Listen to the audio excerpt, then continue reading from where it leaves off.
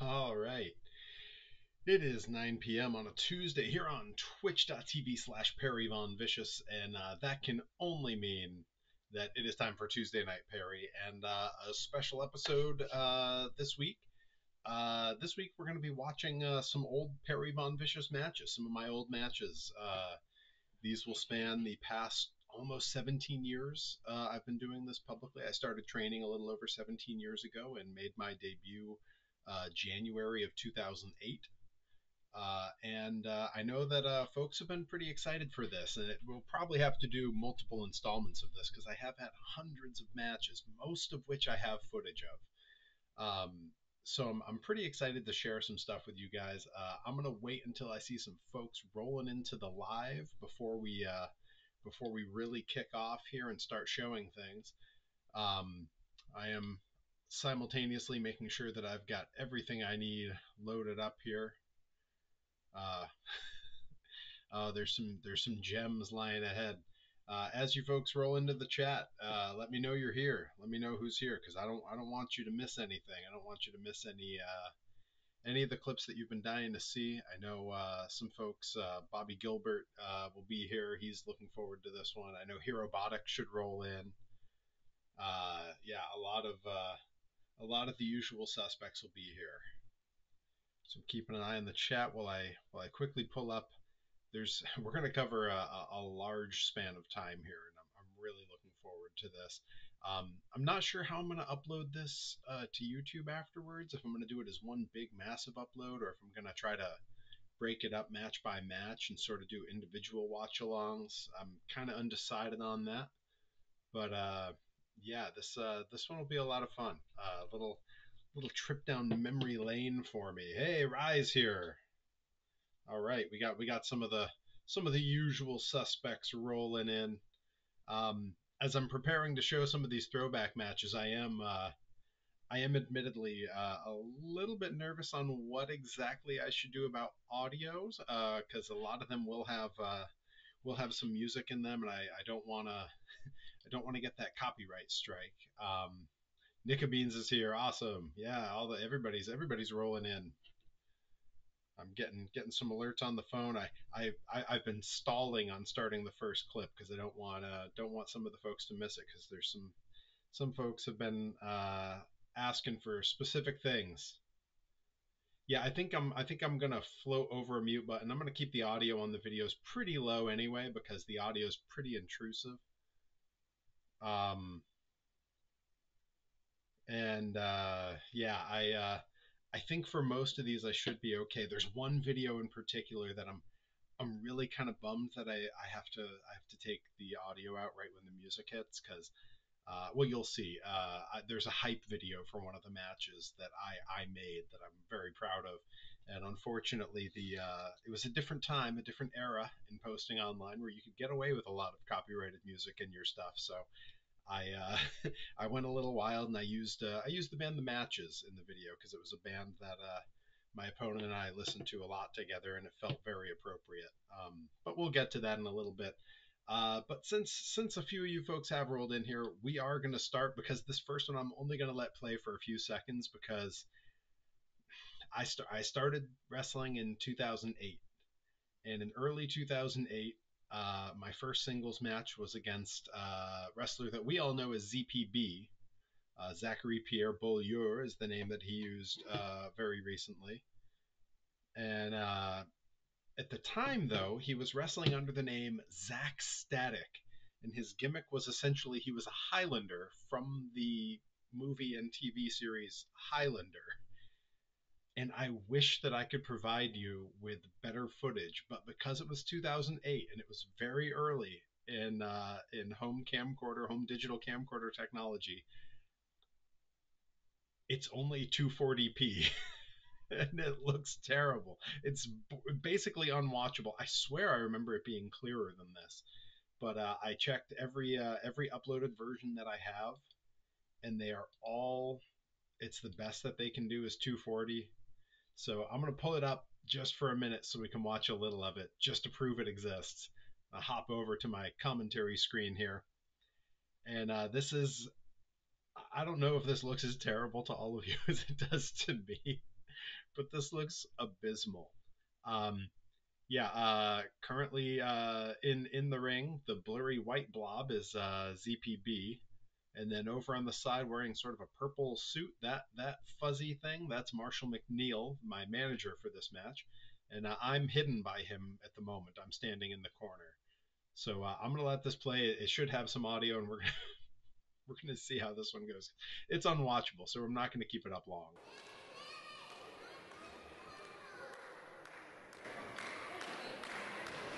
Is that as you can tell, capacity crowd in this middle school gymnasium in Connecticut, 2008. That blurry blue blob that's kind of moving there, that is a heavy set, early Perry Von Vicious.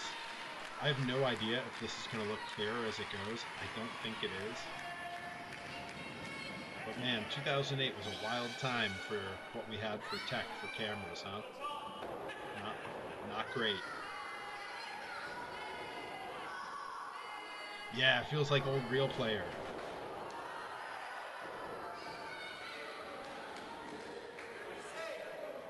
I do remember who the ref was, and I'd rather not mention him. He is, I believe, in prison currently. Yeah, quick time for sure. Yeah, that referee is does not have a great storied history. Years after I had known him, frankly, I didn't like him much then.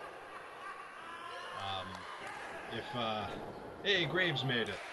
We're watching the 240p. This is the highest res clip I could get of my first singles match. I got yelled at a lot after this match for taking so many bumps for ZPB because he was so much smaller than me at the time. Since then, I've lost a bunch of weight, and he's kind of put on all the weight I lost, so we've kind of evened out there. But I think we can kind of all agree that for a match that you can't really tell what's happening because it's so low quality, I think that's probably plenty of that clip. Oh, and I chucked him out of the ring. Hey, Bobby Gilbert in the house. Bobby Gilbert, you're showing up at a great time. This is that first match, me and ZPB, and I got to apologize. It is 240p. It is the lowest quality possible. This is what it looks like. It is, as you can kind of tell, more or less unwatchable. It looks a little bit like we're wrestling on like an Atari or something.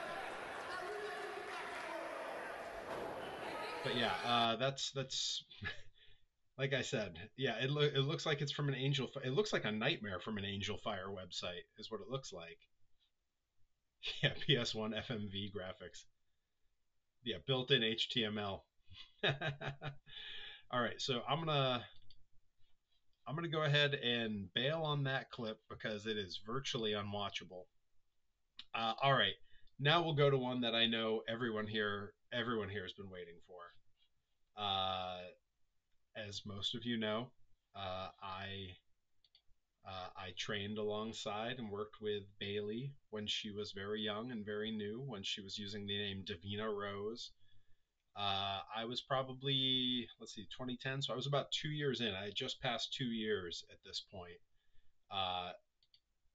And this is in Hayward, California, wrestling for the company where we were training at, the West Coast Big Time Wrestling. This is Bayley and Kimo versus me and a wrestler named AJ Addams, who I believe left the business shortly after this match. I don't think she was in the business for more than a few months total. In fact, I believe this is the only show I ever saw her at. So I'm teaming with her, and yeah, here we go. It's a dark patch. Wrestling at the dojo that we trained at.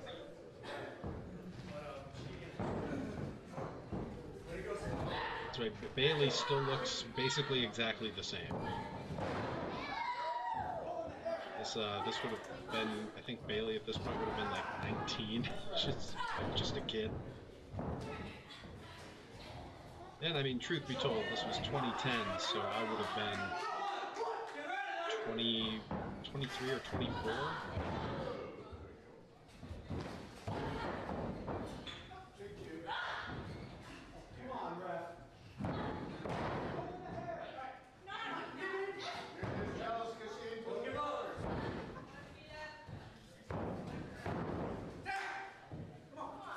I have virtually no memory of how this match went, because earlier in the night, I wrestled Kimo in a singles match.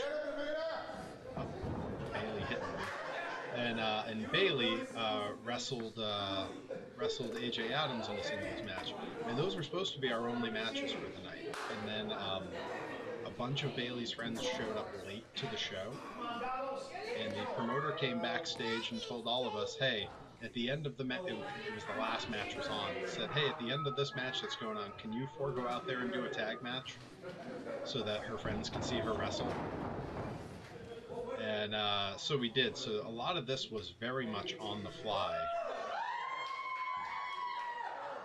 That's right, he was the BTW Cruiserweight champion at the time. He was wearing his belt underneath his training gear. I love how in the background you can see people coming in and out of the bathroom.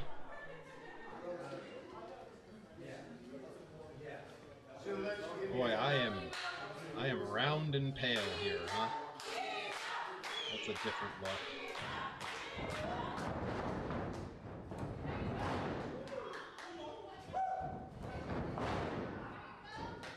Now in California, they never yelled at me for bumping too much for anything.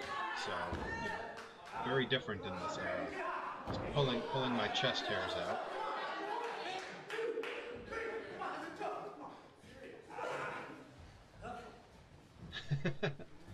I had a scooter when I was in California.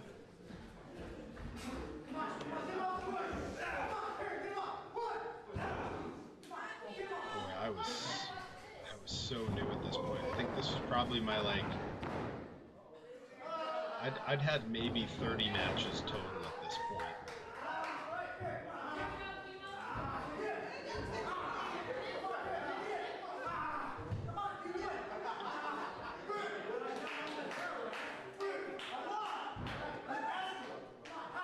Really getting the referee here, Alex Goggles Goldstein,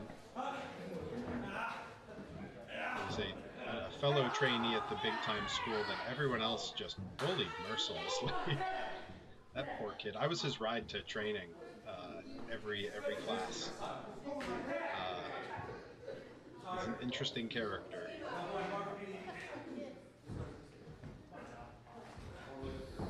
Again, I really can't stress, this whole thing's more or less being done on the fly. Like, we had like a sort of vague idea on what we were going to do, but we were told like moments before this match to go have this match. So I don't actually think that the ref here, Ref Goggles, I don't think he even knew what the finish was going to be. Bobby Gilbert says, I was 14 in 2010. Well, I'm an old man, Bobby. I am a decade older than you, so that checks out. I believe technically I would have been 23 at this point in the year, because it was, my birthday had not hit yet. But yeah, Rye was 26. Yeah, so Rye and I are much closer in age.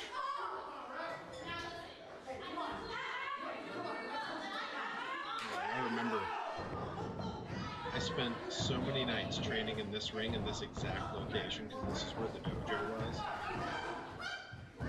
We did later, the dojo later moved to a different spot. That was really nice. And then years later, it actually, long after I had left this organization, they moved back to this spot, which is weird. When Bayley had, she had some documentary behind the scenes thing on WWE where they went to talk to her old trainers, and it was back in this location again, like a decade later. And I remember watching it and thinking, like, wow, it's the same spot. It just felt really weird. But you gotta love this superstar lighting and setup here. You can't see any of the audience. It's dark and dingy. The audience goes dead silent on the double down. Oh, you'll love it.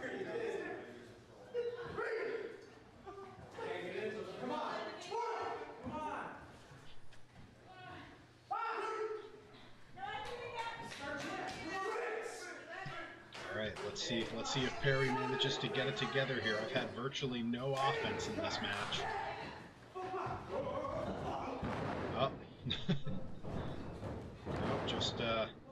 Just getting bumped around by the Cruiserweight champion.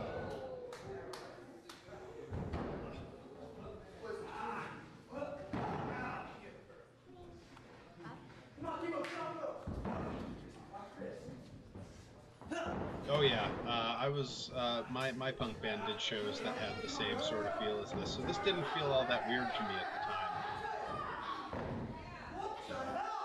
Oh, this whole match is breaking down. Goggles, you got to get control, man.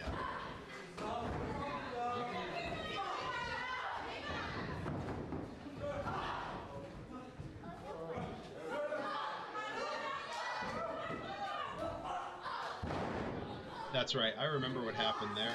Kimo had some cool idea for a fancy suplex he wanted to try, and then he completely forgot how to hook it. So we just kind of made it up as we went.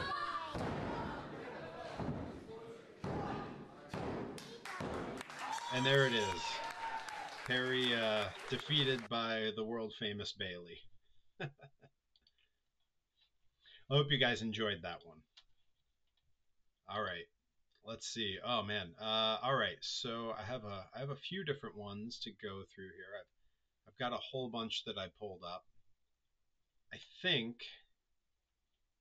you know, let's stick with some of these older clips, some of the California era for now. It was a cool finish. It was easy enough, you know. And everyone, you know, yeah, Bayley has a win over the Human Monster Truck. It's true. Although technically she wasn't Bayley yet, and I also wasn't the Human Monster Truck yet. All right, so I think what we're gonna go with now. This is myself versus Anton Voorhees. This is August of 2011. This is the match where I had flown back from teaching English in Korea. I flew back and I landed about 3 or 4 hours before this show started. So I got off a 24-hour flight where I switched time zones. I actually technically landed before I took off. So like technically this show was starting at the same time I boarded my plane to come home. That crossing the date line is crazy. And all that said, it went really well. Like this was a really good match as I recall it. This is for a company that does not exist anymore. That was called Devil Mountain Wrestling. It was in it was just with you could see local California, Walnut Creek, California landmark Mount Diablo, hence the name Devil Mountain Wrestling. Oh, you guys get to see some of the favorite Perry stuff here. This is old rich guy Perry, wore the suit to the ring. In every match, it was a whole ordeal to get that suit off. That was my signature thing, was taking the suit off and making a very big deal out of it.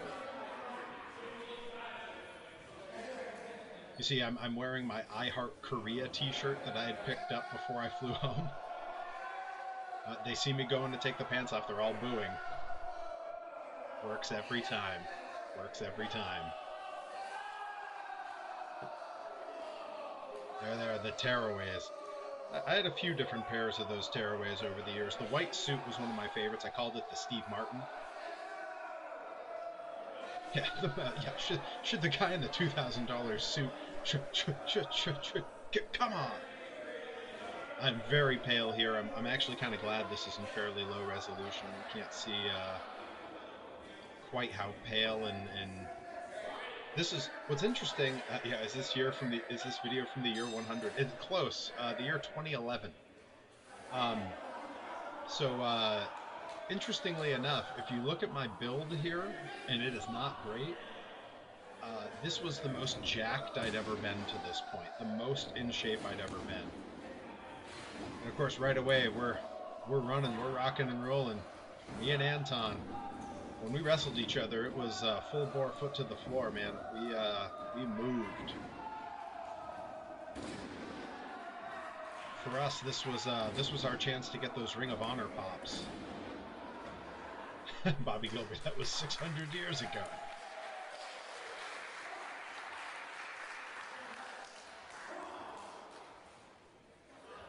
this particular ring with this this vinyl mat and everything, I must have had 50 or 60 matches for this company in the course of my time over there. And yeah, every once in a while now I go to a show where things are just kind of dingy enough. There's like a certain like not great smell in the air, you know, sort of like a dirty laundry smell in the air, and it transports me back to this company and this location. Me and Anton getting technical. This was I was really big in my William Regal phase at this point.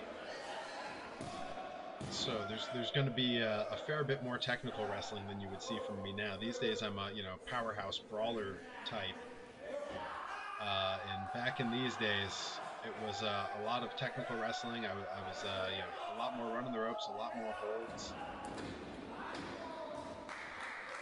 and of course Anton is an incredible talent. We did a bunch of things in this match. There's a lot of cool things we do in this match that were my idea, and when I pitched them to Anton, he kind of had to tell me, like, I've never done that before. So we just tried stuff before the show started. Like this was something that he had never done before, and I was like, let's try it one time.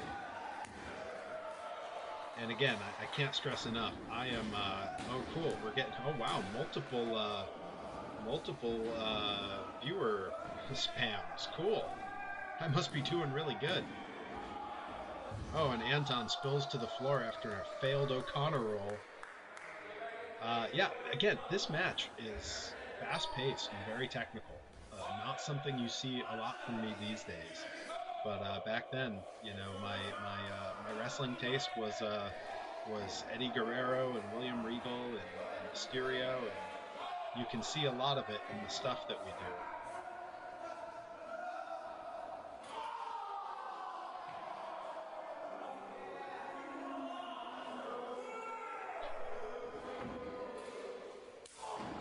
Perry with a springboard lariat. Again, moves you don't see me break out these days, although who knows?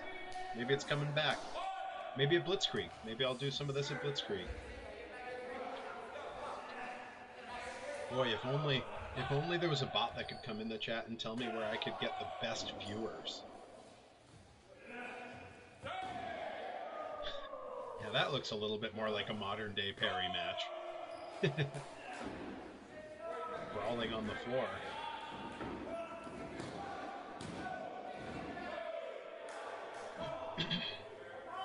That was a good solid cover there. High up on the shoulders. Good technique from a young Perry. Boy, my strikes had not come along yet. The headbutt was there, though. Oh, you know, looking back on it, I had some interesting fashion choices. You might not be able to tell, because it is a little bit... Thank you, Bobby Gilbert. Because it is a little bit blurry here, but I'm only wearing one knee pad. I have one knee that's just not wearing a pad. That was a choice.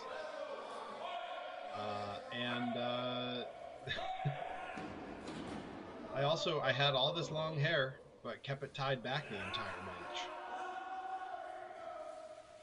Yeah,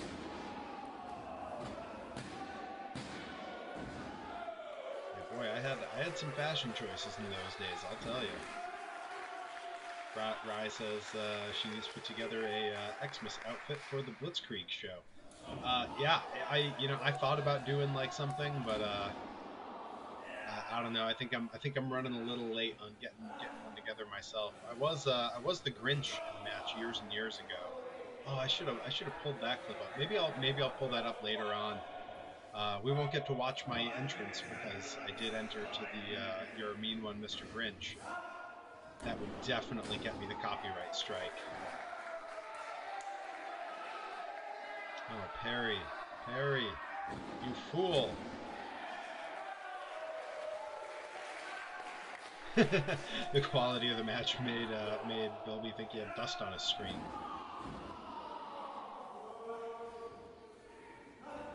Ah, the old thumb to the eye, and wallop lariat. Yeah, okay, so some of my strikes had come along. Some of them were good. And I still throw this from time to time. The old leaping leg drop. That's a day one parry move. I started doing that back in '08, very early on.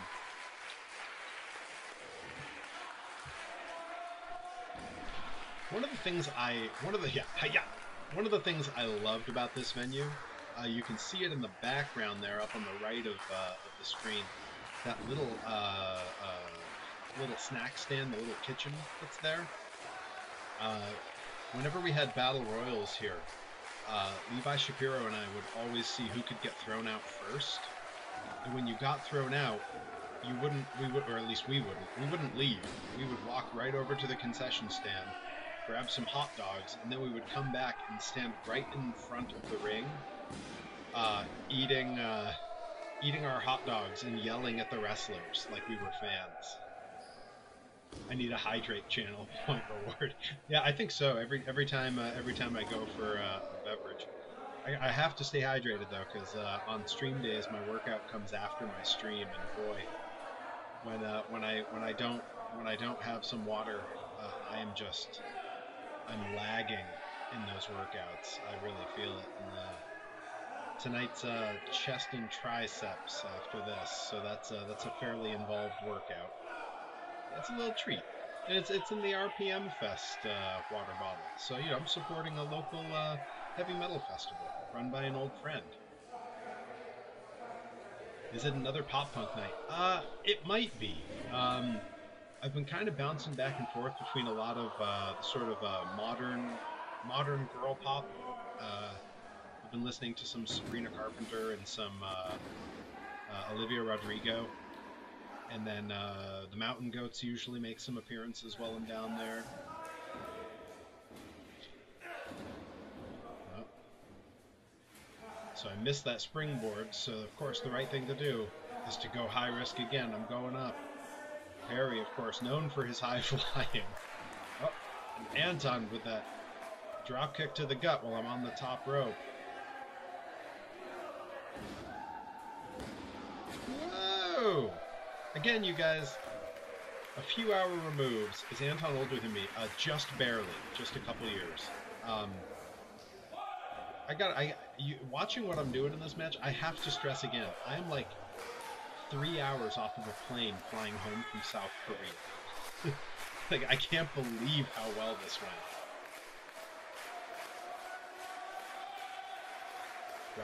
Rise on a nostalgia trip with the Poison the Well tour announcement. Yo, there's been some incredible tour announcements in the last little bit here that have had me like, whoa, the big Pele kick. And Anton breaking out all the good stuff here. Oh, the big kick combo, the TNA kick. Oh, I know what's coming. He's looking for that spike low Rana. Eat it, Perry. I deserve that. Anton with the deep hook, not enough on the jet-lagged Perry Von Vicious. This young 20-something.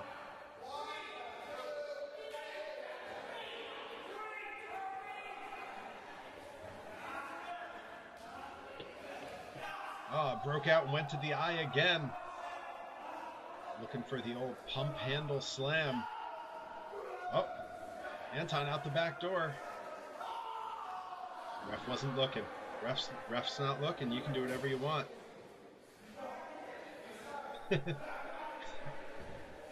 Right. You got to be careful in the pit. Oh, got him up. Here we go. Torture rack to the neck breaker. Keeps him hooked. Got to be looking for that Falcon Arrow. I still throw that Falcon Arrow. Still a mainstay. Yeah, got him with the low blow. You know, hey, ref wasn't looking. You hear that bell? Did you hear that bell? That's because the ring bell guy didn't know what he was doing. He thought the match was over. It's that close. Almost had him. Yeah, we're throwing all the heavy artillery now.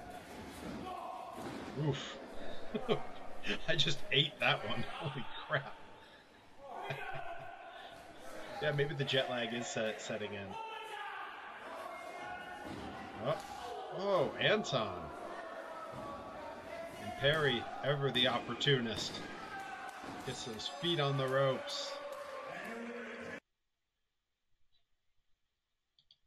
So yeah, that's me and Anton. We had a lot of great matches together. In fact, years and years ago, he and I had both planned to be done with wrestling. We had both decided we were done, and had our what would have been our final match with each other. It didn't last. We both came back. Neither of us could stay away. But that was like 11 years ago. All right. Up, Grizz raid. Grizz coming in. Can't wait to see Uncle Sid's favorite nephew, Perry, is what Bobby Gilbert says. Oh, it's coming. We're getting there. I don't know if we should go chronologically, if we should just keep building, or if I should jump around career wise. But the Grizz crew's in the house. They've come in to see some old school Perry Von Vicious matches. Let's see. We'll jump to this one. This one I'm gonna have to keep the audio off though because there's commentary and I don't want the original commentary playing. This is. Let's see. Let's go ahead and make sure it's in high res. There we go. All right. This is also from 2011, I believe. Let me double check the date on this before I pull it up. Oh no, this is March 2012. March of 2012. Perry Von Vicious versus AJ Kirsch at All Pro Wrestling. AJ Kirsch, of course, won the Rock the Promo competition back then. AJ Kirsch, better known to some as Broseph J. Brody from hoodslam. And this was our only singles match. Yes, 2 months before the world ended. And I do have the audio off on this one. Again, because there is commentary. Let me just double check. He's been impressive in his return, of course. Yeah, there's commentary on that one, and I didn't much care for the commentary team at that time. Here we go. This is classic suit Perry. That's my manager, the greatest mind in professional wrestling, Matthew Theall. One of the most talented people I've ever worked with in any capacity in wrestling. And yeah, you see me. I'm slowly removing. We got the jacket off. We got the dicky off. Now the ascot comes off. And my manager carefully folding all of my garments. AJ Kirsch having to wait through this. That putter you see the referee playing with. That was a prop that Matthew Theall always had. And there go the tearaway pants. The crowd goes wild. Yes, this was after AJ Kirsch had been on Tough Enough. This was shortly after, very shortly after Tough Enough had finished. I believe he'd been back with us all in the Indies for maybe 2-3 months at this point. Gotta love my very fancy ring gear, plain green with yeah hot cops. Plain green with like baseball team font PVV on the trunks. At the time, I was really running on a bootstring. Like I had no money, and so I had literally gone and found a guy in the little town that I lived in, Lafayette, California, who did the uniforms for the local little league. And I got a hold of this guy and I said, "Hey, does your heat press work on spandex and lycra?" And he said, "Yeah, it shouldn't be a problem." So I went to him and I told him, "Yeah, I need 2-inch letters that say PVV on the back." And I brought these trunks that were just, you could buy those on Amazon at the time. It was the best I could do, and I refused to dress like a Hot Topic wrestler. I wasn't gonna wear the big baggy pants or the like pleather shorts or whatever. And so I was making do with what I had. Bobby Gilbert's going to set up old Perry versus current Perry on 2K24. Old Perry doing all kinds of lucha and technical wrestling, and then current Perry just walloping him with crazy strikes. Oh, went for the drop toe hold and missed, and now I'm being mocked. AJ Kirsch running a victory lap.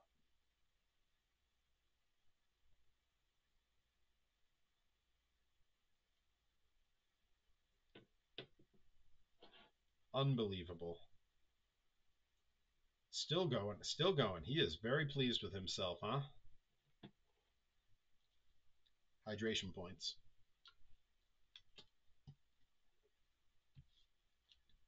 I will say for this tiny little venue, if you ever saw the Chris Kid, wow, that clean shaven baby face look. Hey, this would have been, let's see, if this was 2012, that would have made me, gosh, that would have made me like 28, 20, 27, 28 at the time of this. I was still just a young, spry guy. I guess I probably would have been about 27. Oh, going for that stunner, and then I'm going for, at the time, I used the $1 Million Dream as a finish.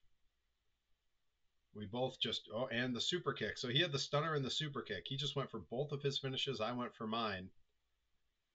You can see when I originally ripped this, I was getting alerts on my screen. Poorly edited. We're getting some loop backs on here. That's okay. Old clips, you know.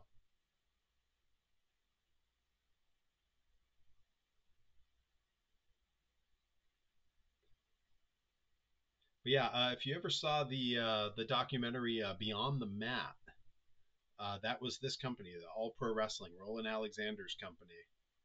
And man, they're set up in the APW garage. This is where they filmed Gym Wars for years. That was on TV locally and always on YouTube. He shouldn't have chased me like that. That was his undoing. And my strikes are getting better by this point. That's good. Because, boy, that other match, they were not there yet.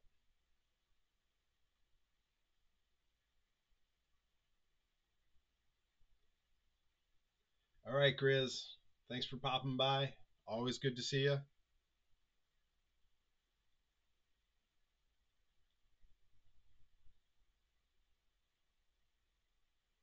Yeah, I mean, I'm hit or miss on the strikes here. I can see my Young Lions Cup out at the announcer's table. I was the All Pro Wrestling 2011 Young Lions Cup champion, and I was the first person who ever worked there that made that like a big part of like my act. Oof, there we go. Walloped him on the floor. Yeah, you can see there's not a lot of room. Whenever action went to the floor, the people had to move. So there was always a lot of emphasis here. You know, a lot of matches you try to keep it in the ring for that very reason, because they're just, if there was a good turnout, there wasn't really anywhere for people to go. Um, yeah, you can tell by the lighting outside. This was a daytime show, and on the daytime shows, they would open that garage door, and they had a tent that went back that people could sit in. It was a pretty cool little setup.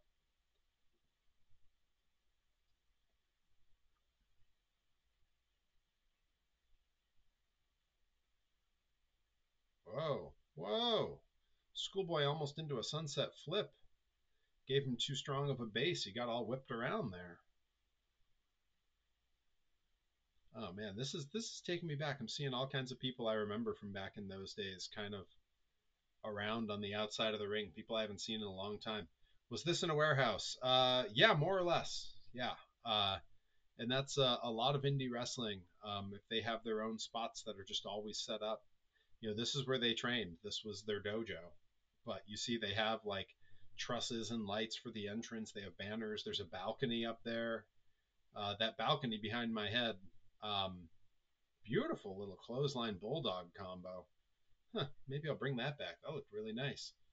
Um, they had a great setup at All Pro Wrestling. That balcony up there, they had a closed off sound booth where they would do commentary after the fact. They had you see there was a commercial break there because they literally would air this on local TV in San Francisco. Um, and also up in that balcony, they had a whole green screen studio. They had editing suites where they had computers set up. It was really a setup. Rye says, I really like that space T2T was in down in Brooklyn. I only went and did their show one time, and I really liked their space too. I thought it was very cool. The sort of speakeasy, like you kind of have to sneak into the venue kind of setup. Really nice. And yeah, actually, I see if you're drawing a comparison between this venue and that one, I totally see it. Like, there's very similar vibes for sure.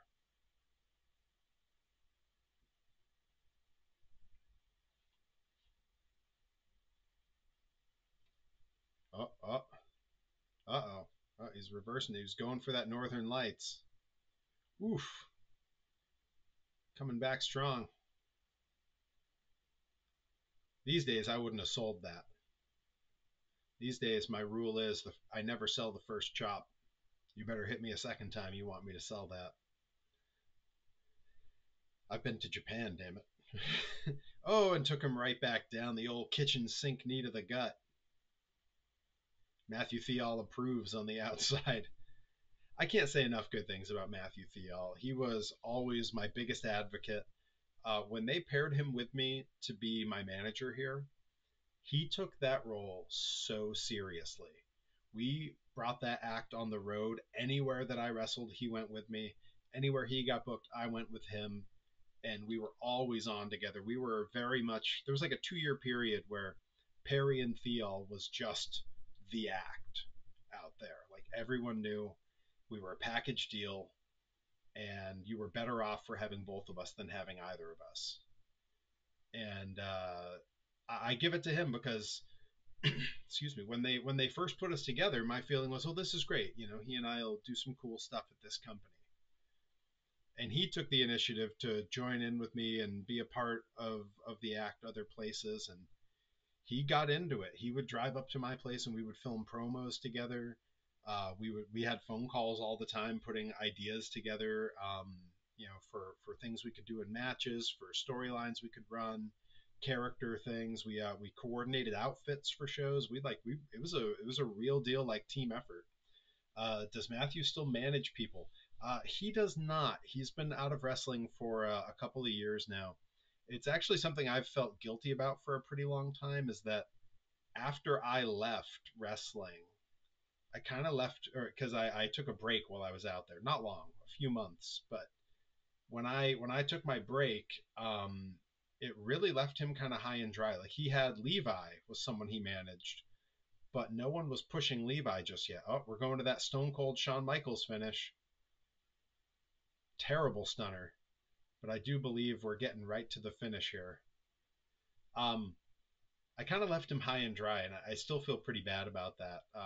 To his credit, he's never given me a hard time. Popped Theo. He's never given me a hard time about it, but I know that he was kind of left out with, you know, being only half the act. And when I came back, we did get to work together more, but then I left California, so he did a few things after that for a little bit. There we go. That was the big finish, the top rope elbow drop, and I believe the clip doesn't make it, I don't think, but Thial wound up coming in and taking a stunner after that as well. All right, so we're gonna pop over to one where we can keep the audio on. Let's see. Oh boy, there's a few good ones to work. Okay, all right. Here's a treat. Oh boy. All right. So everybody knows out here, the person I'm most paired with, the person that you most see as being part of the act, is Rip Byson. Myself and Rip Byson, since I moved back, have been more or less joined at the hip. Um, you know, we started going on the road together. We teamed together. We wrestled against each other so many times. But yesterday specifically, there was a request to see the very first Rip Byson versus Perry Von Vicious match. Uh, and I kind of hope you're all ready for this, because Rip Byson was not always Rip Byson. Rip Byson used to be Tomahawk, embracing his Native American heritage, which not everyone knows that he's I believe a quarter Blackfoot, I want to say, and it's something he's very proud of. And yeah, originally he had he had this very out there gimmick based on it. And who am I to say anything about it, because I had an out there gimmick. You can see me in the ring in my suit. So we're gonna let this play. I'm gonna mute this for just a sec because his music's still going. But you can see Tomahawk with full headdress and face paint. This is gosh, when was this? All right, hang on. I'm gonna real quick. I'm gonna pause this and I'm gonna get you guys the date and tell you when this was. This is August 27th, 2017. Ref Will Dojin. Still doing it back then. He actually just reffed the most recent match I had at Blitzkrieg. Here comes Suit Perry. I presume the music's over by now. No, I can still hear it. Alright, now the music's off. Love this tiny little ring. That ring is small. And, boy, having that, like, the brick wall on one side and the walls on the other side. This, I think I only ever did 2 shows here. Maybe 3. It might have been 3. I think I wrestled Johnny Idol at one, wrestled Tomahawk at one, and I wrestled a very new Sammy Diaz at another. But yeah, 2017. So still in my first year back. In fact, at this point, I'd been back for about 3.5 months from California. I take no credit for how good or bad the camera work is. Doing the whole take the suit off thing. Really making him sit through it.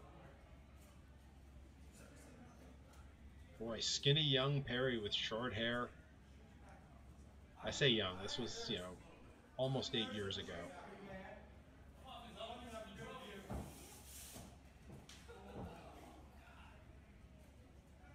So pleased with myself. Alright, here we go.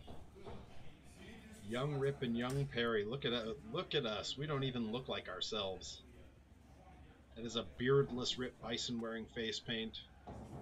Probably 20 or 30 pounds lighter than he is now. And that is a short beard, short hair, completely pale Perry.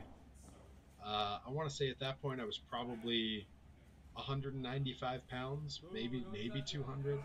Right now I'm about 225. No, 235. Sorry, forgive me.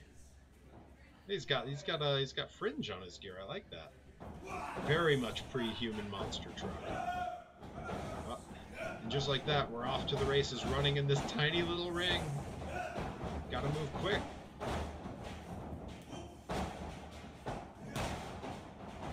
Look at us go. You can see us do that now.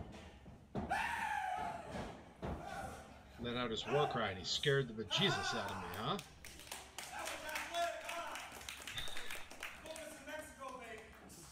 I want to make Rip that Rip Tomahawk inspired headdress. Metal and has skulls. He'd probably be into that. Oh, come on. Whoop.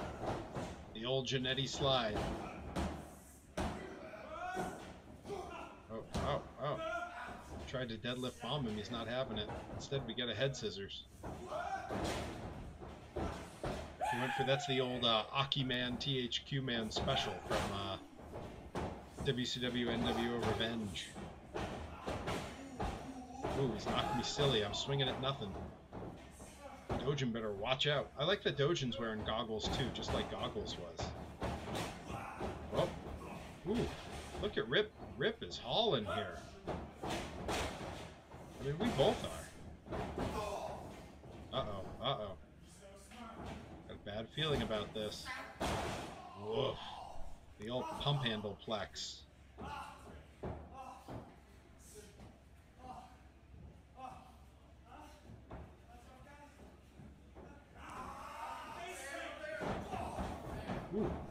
Ooh.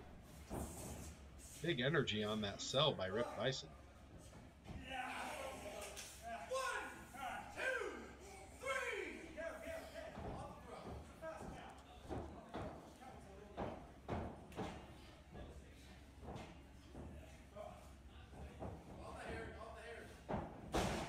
Ooh, okay. All right, the punches are coming along. I love the one guy in the front. Yeah. Somewhere his footage and pictures of this are all over the internet too, but I believe on his you can hear he's sort of doing his own commentary throughout it. I remember seeing it a few years ago. Yeah, Rip is a selling machine. He and I were in Japan when I made the sudden, which is weird, looking at these two guys in this venue. Can you believe these two guys went to Japan? But we we had this weird moment where we were sort of talking about like our favorite wrestlers and who's really influenced our work. And I had this sudden realization where I was like, there's a lot more Terry Funk in what you do than you realize. And he sort of realized it at the same time. We both started talking about it. There's so much in the way that he moves. Oh, going for that back elbow. He caught it. Oh, springboard Perry. Still got him with the back elbow. You miss him with the first one, you get him with the second one. You guys see the way I'm moving in this match? Man, young Perry was moving. We get a chance to get a Perry action figure. I want Avengers inspired gear. That can be doable, Bobby Gilbert.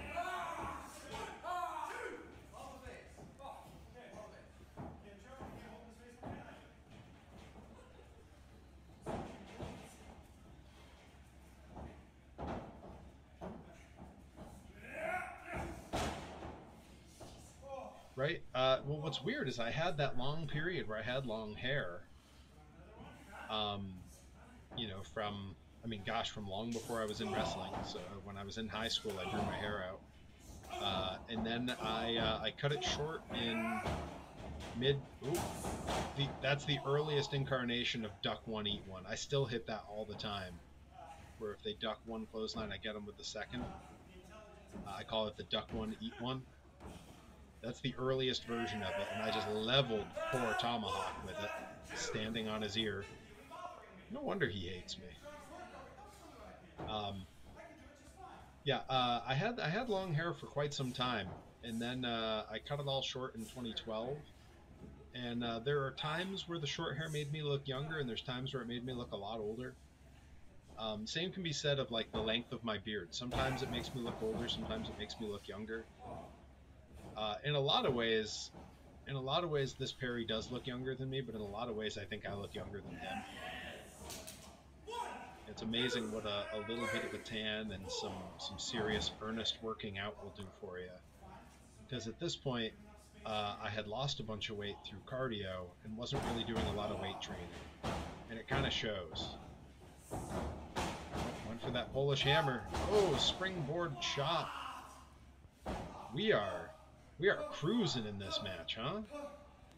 I think our generation isn't aging from all the microplastics. Could be. Could be. I think we all hit a certain point and then we kind of froze in time. And I'm okay with that.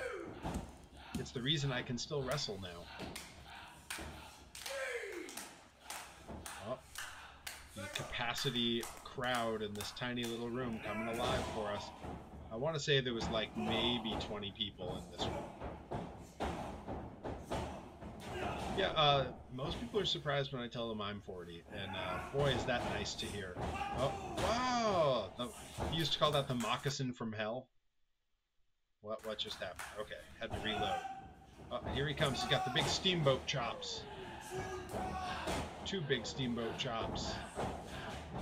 Off the ropes, big flying chop across the head. Look at young Tomahawk go. Young Rip Byson. There are moments where all of a sudden I see the Rip Byson in him in this, and it's so weird because Tomahawk and Rip Byson to me feel like such different eras of this person that I wrestle with so much. And when I can suddenly see it coming out, oh, snag me out of the air with a power slam. We are going to town here. What a match. Boy, you know, we really were just beating ourselves up for a mostly empty room, huh?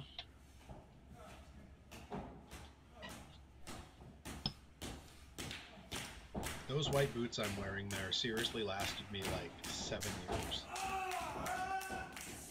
Oh, out the back door. Pops him one. Oh, takes one back. This early strong style Perry and Rip. Uh-oh. That Saito dropped him but good. Is that the finish? Is that it? I don't remember what the finish was, so that's kind of exciting here. Tomahawk became Rip Byson in early 2019. He was Rip Byson for just about a year when the world shut down. truth be told, he had been wrestling like Rip Byson for at least a year at that point. Uh-oh, we're going up. Here we go. TKO stunner. Are you guys seeing all these reversals? This is... And that's it. That's the finish. Rip Byson with the big win. I could have assumed that he was going to win. I believe he and I have wrestled, it's upwards of 35 times we've had singles matches. And I believe I've only beaten him once, I think, ever. All right, let's see. What else do I have loaded up here?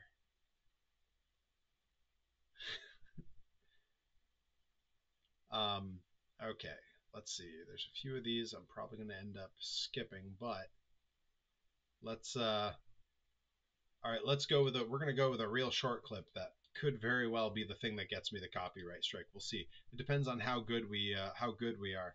So, there came is that by choice with the wins? It was largely just what promoters wanted.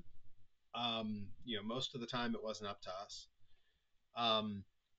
So there was a time in California where I was teaming with a young wrestler who, during my brief time away from the ring, he debuted, and everyone kind of came to me and said, "This guy ripped off your gimmick." His name is Alexander G. Bernard, and he also was a rich snob, very pompous, and had a whole outfit to take off before his matches. When I was told this, I did not take, I had just matured to the point where I wasn't going to go online and be like, "Who is this clown?" Instead, I started kind of goofing with him on Twitter a little bit and approving of what he was doing, and he would kind of write back, very thankful for the approval of someone who paved the way. It was a very in character thing, but we were of similar mind on the issue. And so when I started wrestling again, he asked if we could team together because he liked the idea of learning from me because I'd done it for so long. And we formed a tag team called the Excess Express. And we were doing a show in Santa Cruz, California, for a short-lived offshoot of hoodslam called Beach Slam. During which, in the middle of our match, they had a live band at the show. And during the middle of our match, we decided to go take over the instruments because he played the bass and I played the guitar. And this is a clip from that moment. I'm going to give you guys a little bit more of the in-stream audio here. And I'm going to hop over. And here we are. This is myself and Alexander G. Bernard, the tag team, the XS Express, having snuck out of the ring to take a quick break from the match. I can't stress enough, this is the middle of our match. We have wandered out of the ring, and this ensues.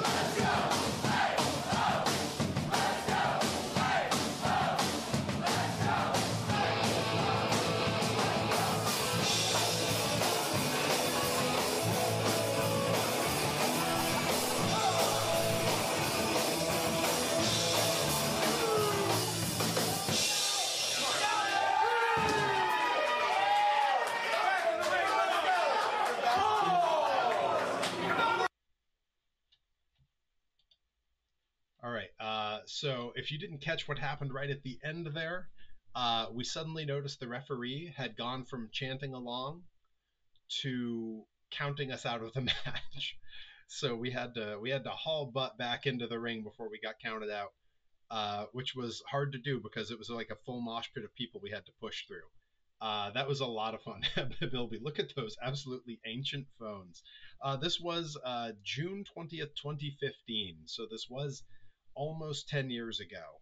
So yeah, the phones you would see in the crowd would have been a very different look at the time. I think at the time I was still on a flip phone. So yeah, I totally get you there. All right. Let's see. We'll keep with California for now, and on this next one, I'm gonna have to very carefully ride the old mute button because eventually some music does come in that I really can't let play because it will definitely get me the copyright strike. I'll give a very quick summation of the story here. I was getting ready to move. I was coming back to Massachusetts. I was reaching the end of my time in California, and I had been teaming with a group that we referred to as the Classic Connection. That was our overarching term.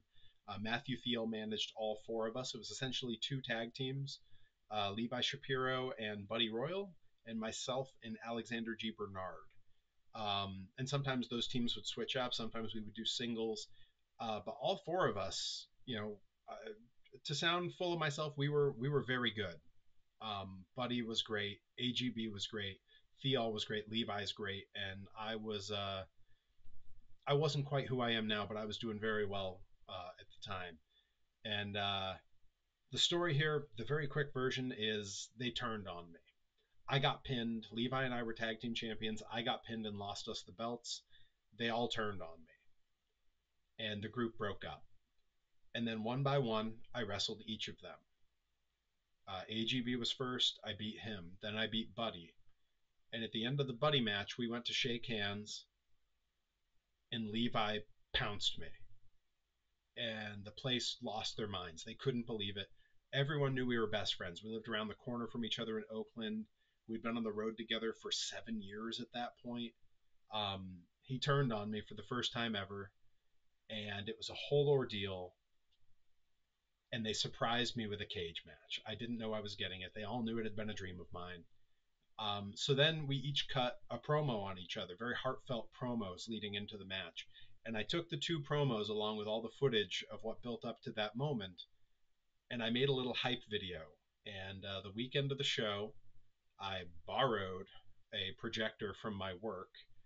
And before the match, we showed this on the wall, really huge for everyone to see. And I'm still very proud of this. So I'm going to hop over.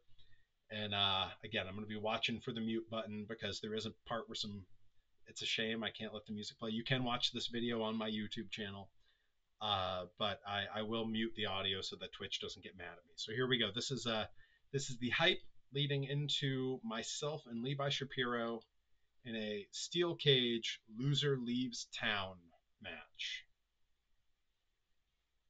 Yeah, baby truck. I've always wanted to have a cage match. For 7 years, you've been my best friend. How are you going to step in the ring with a friend that's done more than anything for you? 6 years! 6 years those guys have been my best friends. How are you going to step into the ring with a person you've called a brother for so many years? 7 years. We traveled all over. Everyone knew our names. Perry Von Vicious and Levi Shapiro. We went up and down California, coast to coast, doing what good brothers do. Traveling the world together. We went to Disneyland together. We went to Six Flags together. Hit the loop, wrestle for fun, and make memories. We won championships together. We teamed together. You were always there for me, Perry.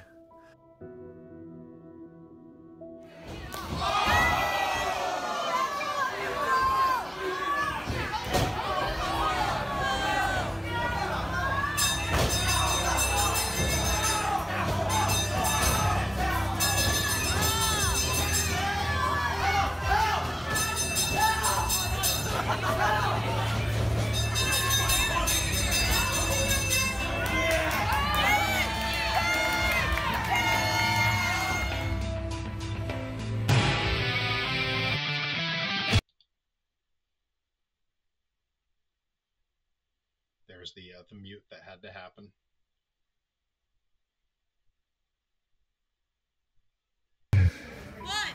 We've been up and down these roads for a long time, and for the longest, I considered you my best friend ever. Sorry, buddy! Sorry, buddy! But the fact of the matter is,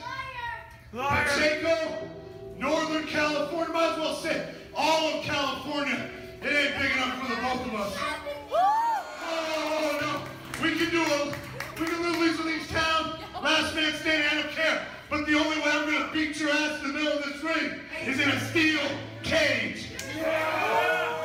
I've always wanted to have a cage match. Never thought it would be you, Levi.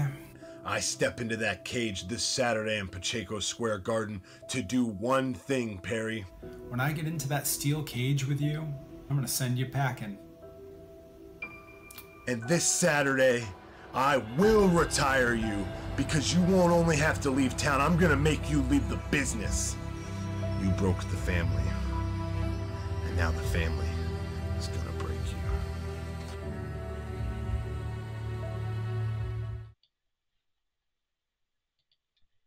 Yeah, that one was special to me. You can tell I put a lot of work into making that little video.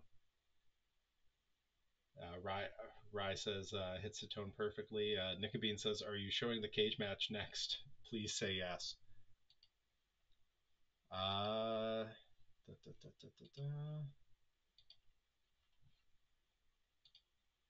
am, yes.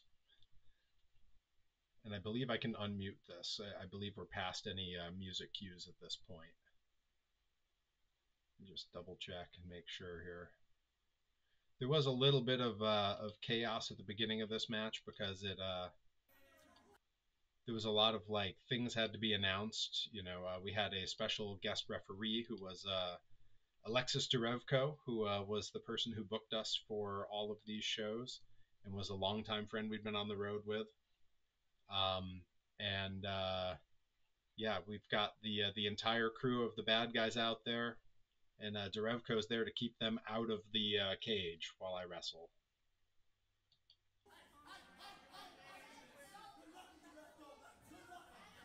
Yeah, he chases them all to the back.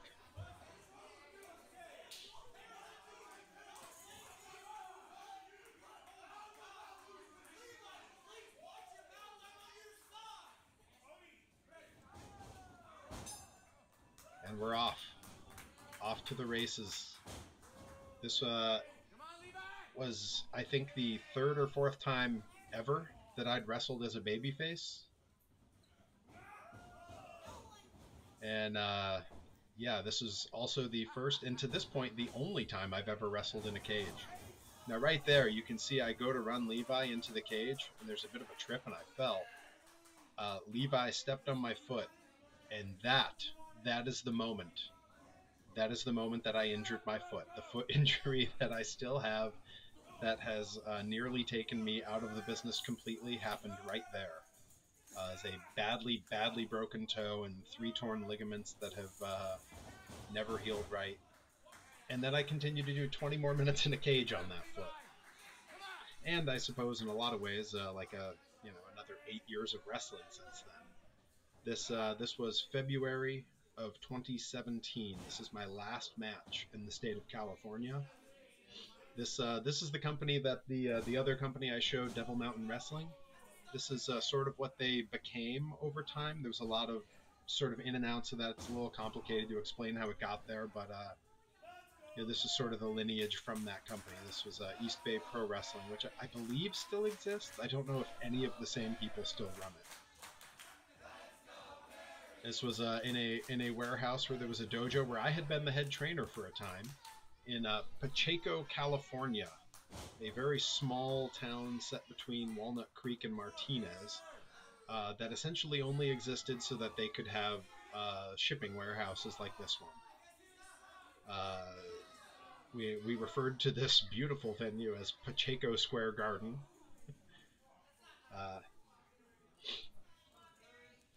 It's true. Some of the injuries we get doing this stuff, just nothing ever makes it feel right again. Oh, high flying Perry, coming down on my foot that's already hurt. Cool, good move, smart. You know, I was a young kid. I was only like 31, 32 at this point. Hydration points. Oh, I tried to do the escape, tried to go for the big win, and Levi came at me. And this is the sort of classic cage rules where you can either escape or pinfall in submission. Levi is so good.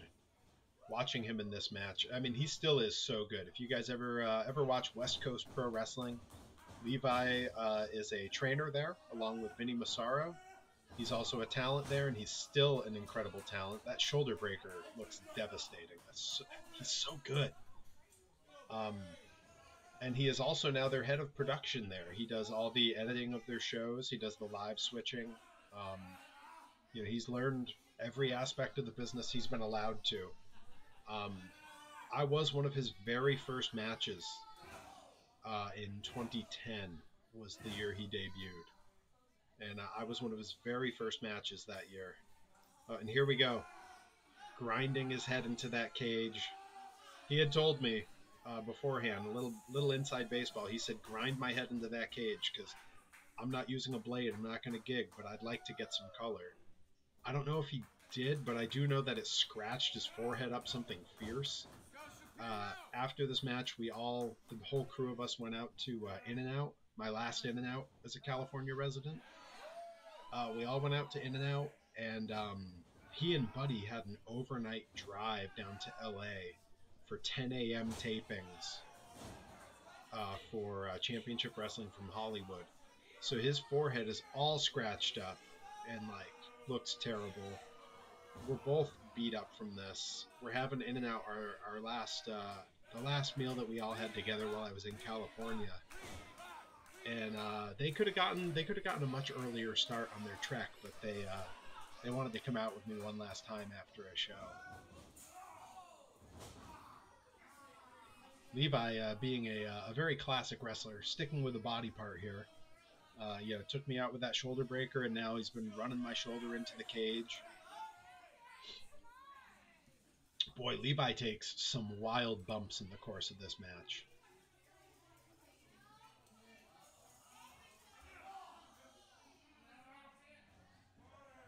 Now, this is a precarious place for two guys who were over 6 feet tall to be fighting.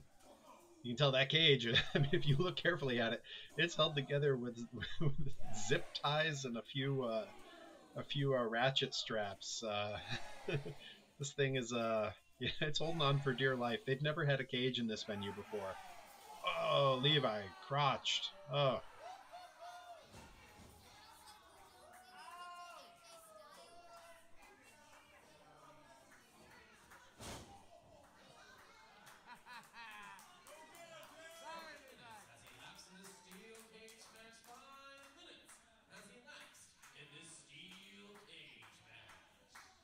We're getting time cues. Not that it mattered. We'd been told however long we needed was fine. Going for some classic cage offense here. Hitting the big catapult into the cage. The big slingshot.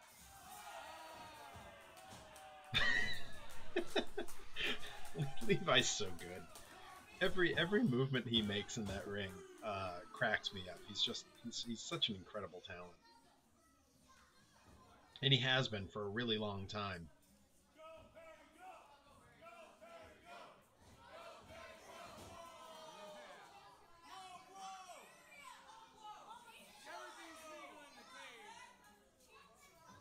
Uh-oh. I'm up in a vulnerable spot now up on those ropes.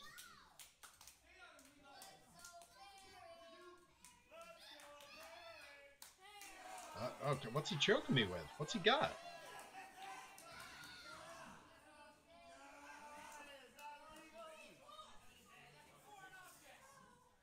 Oh, now this is a throwback. He used to do the Steiner jump from the top rope bulldog. If memory serves, he's about to take me for one. Yep. Oof.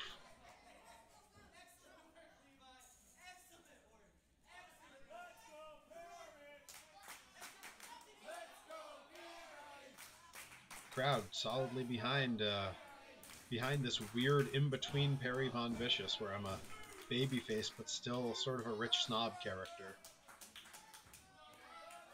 I will say at this point my entrance music was Shake It Off by Taylor Swift, so pretty babyface.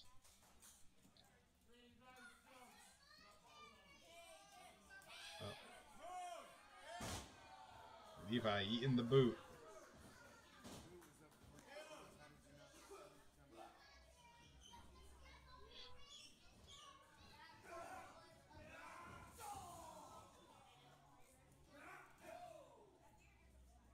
Perry coming back now. Hey, Robotics in the house. He made it. Oh, the back rake. Oh, you hate to see it.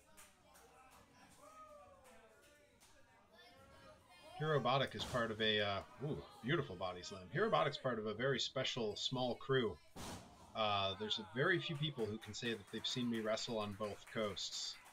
But Robotic definitely saw me wrestle in California and definitely saw me wrestle out here.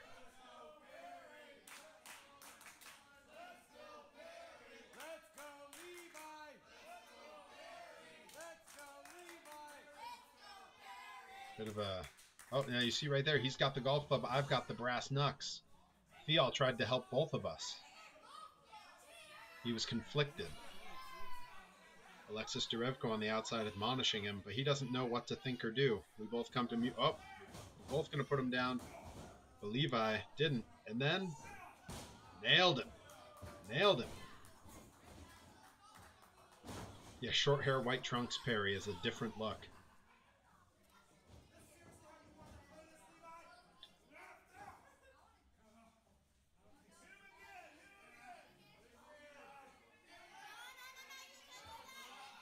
I always loved that moment in this match when Thial became conflicted and tried to give us both weapons. Some really good storytelling there, because Thial and I had such a history that even though he turned on me, the entire time he seemed conflicted.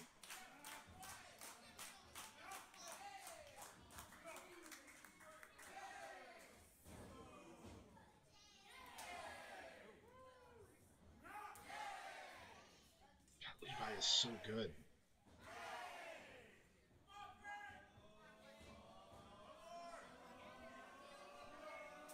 Oh, spit at me.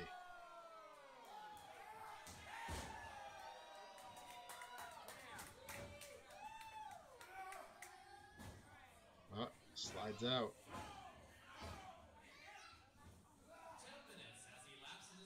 Uh-oh, uh-oh. Javelined him right into the cage. Those cells, man. Those cells. And I'm not going for any covers, but... Oh, what's that in the background? You see Buddy Royal coming in, trying to climb over the cage.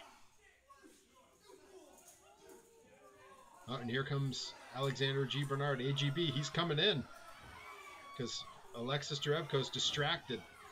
Trying to take out Buddy Royal. Here comes Thial. It's breaking down. Nobody flops like Levi. Oh, and here comes Derevko. And Buddy.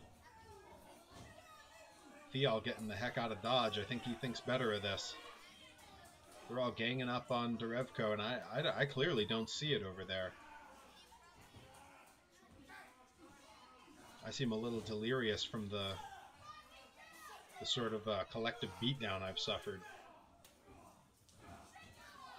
Oh, but I see it now.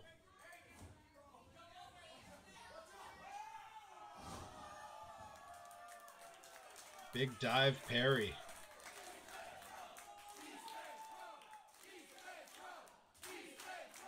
Getting company chants for him. Love it.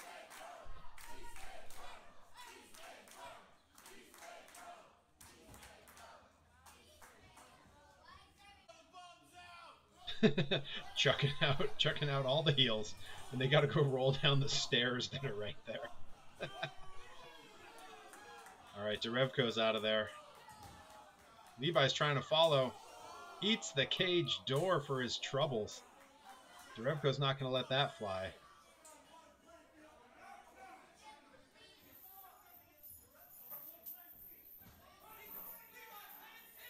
I love the fine balance we've had of a singles match and just utter chaos because of all the people involved in the storyline. I'm so happy with how really all of this went.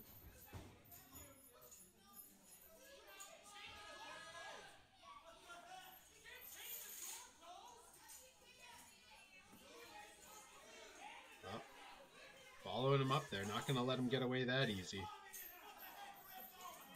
I talked about Levi taking some beautiful bumps in this match, and there is one coming up here. There it is. Look at that. A madman. Levi's just a couple years younger than I am, and I swear he's always wrestled like he's a decade younger than me.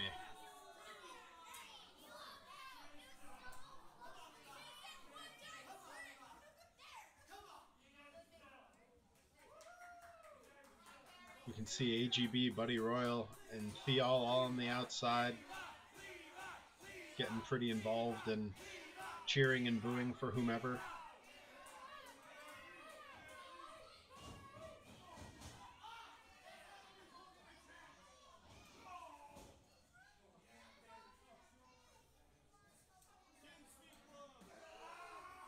Oh, he's putting the claw on my knee.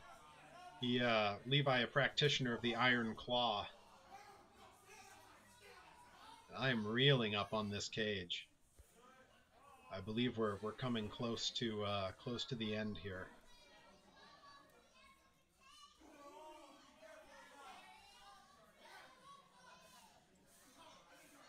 Which means I'm probably gonna have to ride that mute button soon. Oh, there it is.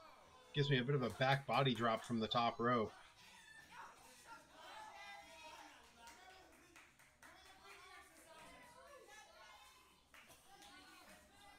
And at the time, one of Levi's big signature moves, the walking the top rope fist drop. You see, he goes like he's gonna escape. Oh, that turn, so good. The turn to look back, knowing he wasn't done with me.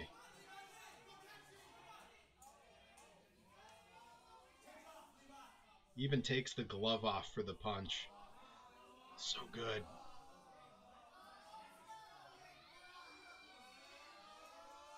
Wow. Wow.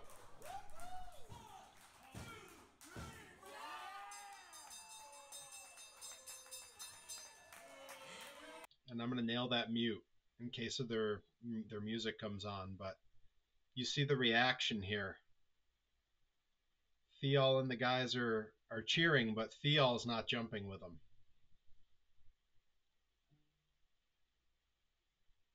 Because Theol could never really turn on me. Look, he's just distraught. You can see him in the corner of the screen there. And he did tell me after that was just genuine. He didn't want to see me go. And now you can see Buddy and AGB have also, like, even their celebrating has calmed down a little. And Levi selling the sort of the shift in his demeanor in that moment too.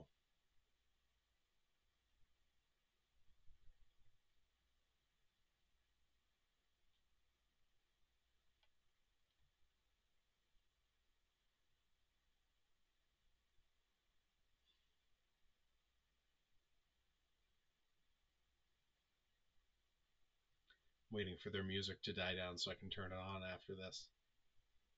I was very sad leaving the ring after this, and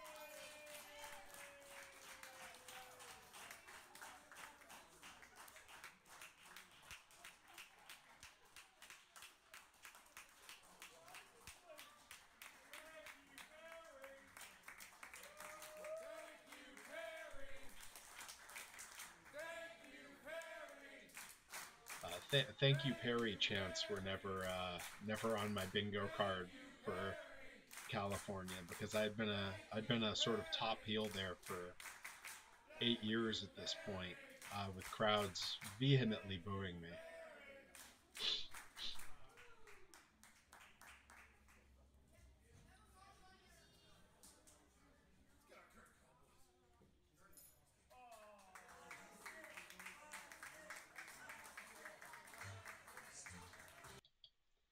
I have to mute it again because they threw on my old entrance music with Theol, which was Queens Don't Stop Me Now, which would definitely get me the copyright strike.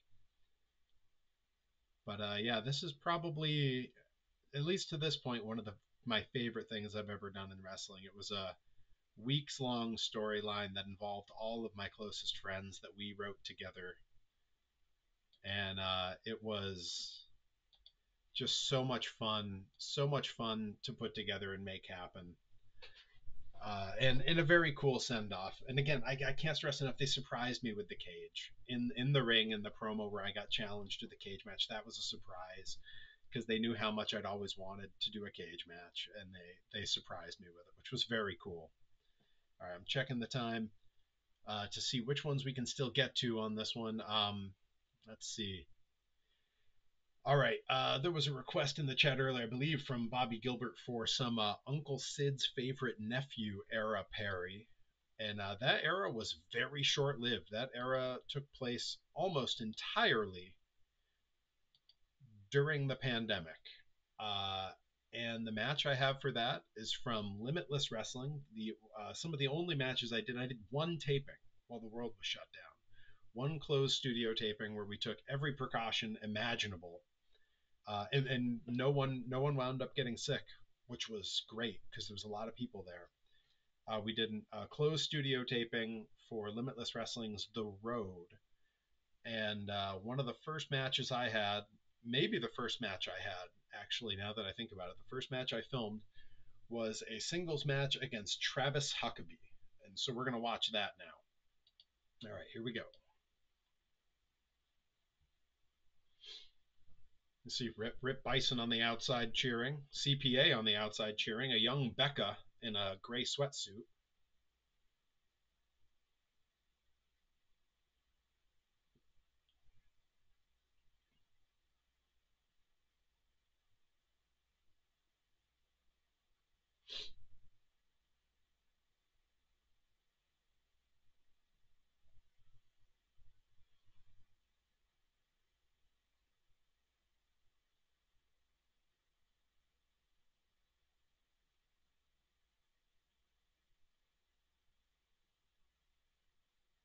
This is getting very close to the human monster truck era. Very close. Because I only did this taping during the pandemic. And then as soon as I came back, first match back, when the world opened back up, I was the human monster truck.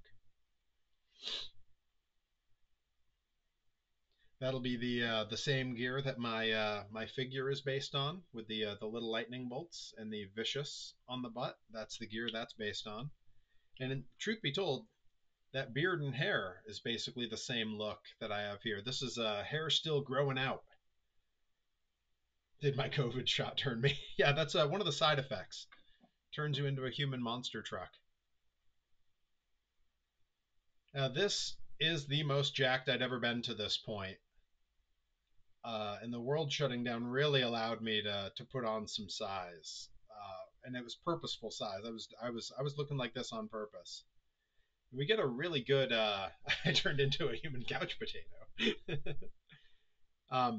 We get a really good clash of styles here. We have two very different sizes between the two of us. Travis being a very technical hold-based wrestler, and at this point, I'm basically wrestling as the human monster truck, where I'm a powerhouse brawler. So he's just frustrated now, going for shoulder tackle after shoulder tackle.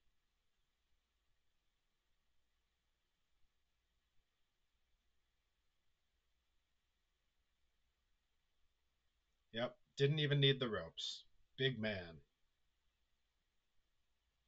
One of the things that was really great was I using the Perry-go-round then. I had just started using it as a finish right before the world shut down. So at this point, I was using the Perry-go-round. This is one of the things that was really interesting about this era of wrestling was that, and I'm going to give you guys just a little bit of the audio here. I'm going to keep it fairly low because there's a commentator there I have to talk over. Oh, doing some big man stuff. Here we go. Hell yeah. One of the things that was really interesting about this era as a wrestler is that the only audience you had, the only people you had that could react to what you were doing were your fellow wrestlers. And what was kind of, wow, Bobby Orlando in the background, Aggro in the background, Logan Black's there. Ooh, dangerous, taking the leg out. Ooh, the old Steiner chop block. You only had other wrestlers in the crowd watching, which was both great because we all knew how to play the part of a good audience member, but it was also very intimidating because you were performing for an audience of your peers. So if anyone could watch what you were doing and know if it was good, if it was bad, if anyone was going to pass judgment on you, it was all of them.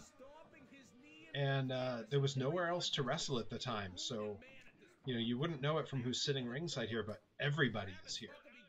Hey, Kirby Wackerman sitting out in the crowd. Yeah, ZPB out in the crowd. Pup Chase says, hello, Perry Von Vicious. I've seen your stuff. Hey, cool. Hello, new viewer. Well, welcome. Glad to see you. Oof. Rough dragon screw from Travis Huckabee. Now, this was my first match. This was September of 2020, the closed studio taping. This is the first match I had since February of 2020. So this is a really, like, you're getting both a lot of pent-up aggression and wanting to be in the ring, and probably a fair bit of ring rust. Again, it's very cool to have Leary there as a manager on the outside. He and I, having debuted the same night on the same show in 2008, training at the same school. So we've been in this together as long as you can imagine. Every time I see Travis Huckabee. That's right. Oh, I remember his days teaming with Solo. They were two of the first people I met when I came back east. Bumped into them at a Blitzkrieg show in 2017.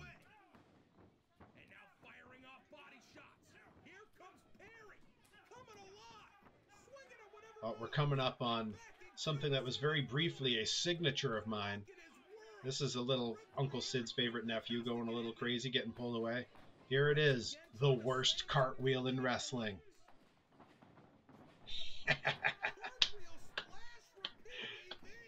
and then, of course, dump him on his head. The worst cartwheel in wrestling. Should I bring that back? Should I start doing a terrible cartwheel again? Is that a selling point for me? A 0.5 out of 10. Totally fair. Bobby Gilbert says, don't bring that back. That was the match where I debuted it. And then I had a match a little bit later that day where I did it again just as badly. And the commentary, the match came out a week later. The commentary on the second match referred to it as the worst cartwheel in wrestling. I started tweeting about it with a little trademark TM after the worst cartwheel in wrestling. Oof. Ooh. Ooh. Yeah, it was terrible. Hey, I'm good at a lot of things. Turns out cartwheels ain't one of them.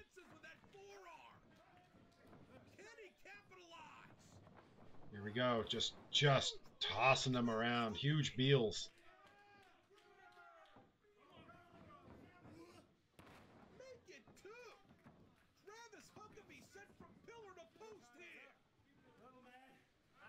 Jack Cartwheel would be pissed. Creed Bratton level cartwheel. Oh, totally is. Cross it off my New Year's resolution list.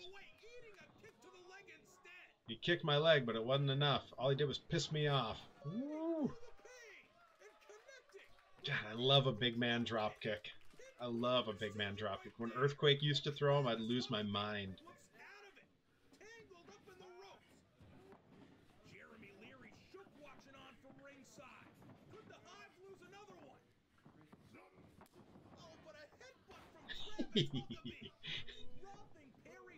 Hey, Anton Voorhees is here. He says that's not me. Anton, we watched one of your matches earlier. I can put another one on right after this though.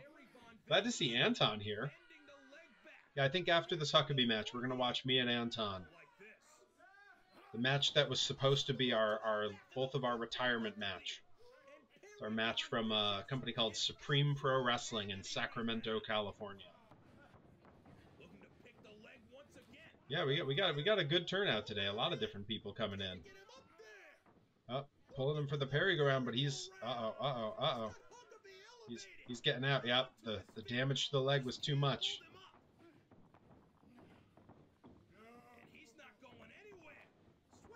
Uh-oh.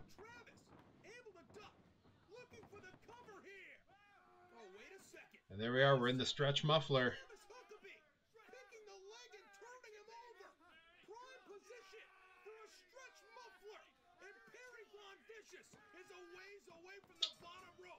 There it is. Couldn't quite pull out the win there.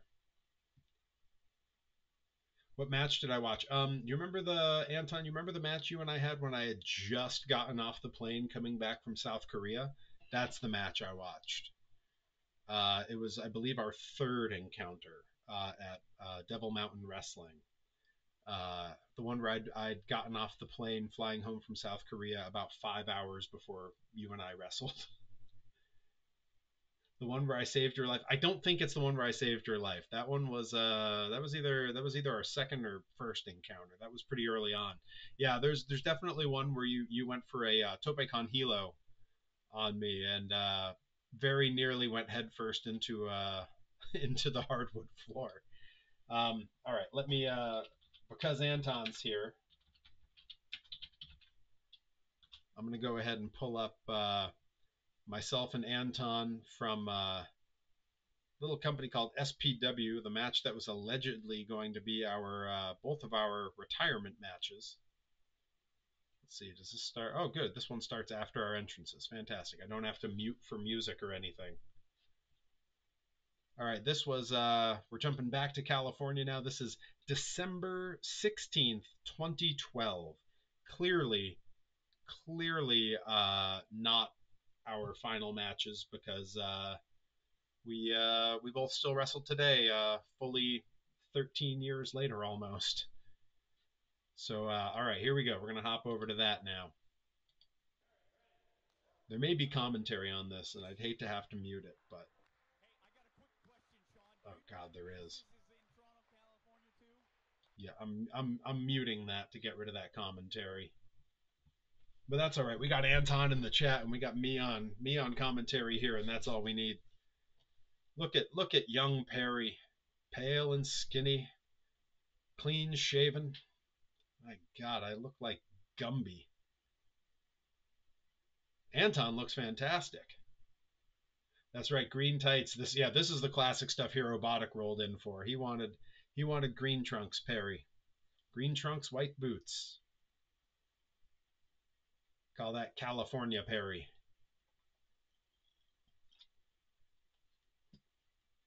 Anton is ageless. He doesn't look any older than that now. I don't know how that's possible. Even back then, doing my big guy stuff. Always got to hit that shoulder tackle. Oh, here we go. Anton and I always running the spotty spots. The big lucha duck and rolls. Whoa, and the snap rana to the outside. Call it Cali Perry looks like a longboarder. Anton looks like he's prawn breaker. And yeah, this was feels like a lifetime ago, and I guess in a lot of ways it was. This was, you know, it was December 2012, so yeah, this was exactly 12 years ago, almost to the day. Yeah. Oh, springboard Perry misses a dive to the outside. Here comes Anton. Big dive. Glad that security there helped break our fall. Thanks, guys.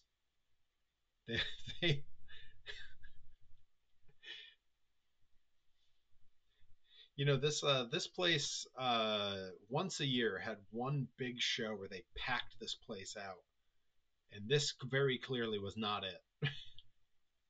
Once a year they would do a big like cage weapons match thing, and this place would be absolutely packed out. And this oh, here we go, Anton with beautiful standing moonsault.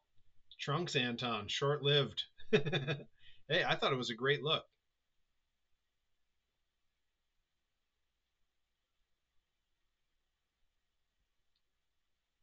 Oh, oh, duck under reversal into it's an okay slam. I could do better, but I was. What's weird is this was supposed to be both of us calling it. We were going to be like, yeah, we're done wrestling, and I'm still trying new stuff I'd never done. Oh, we're trading power slams. Okay, all right, all right. The two of us, of course, we got in the ring together. We would always go for it, man. Every match to us was like, we were like, let's try to do like Ring of Honor from 5 years ago. And then there'd be some carny stuff like that thrown in. I feel like Anton makes that face at me a lot. Trading the chops.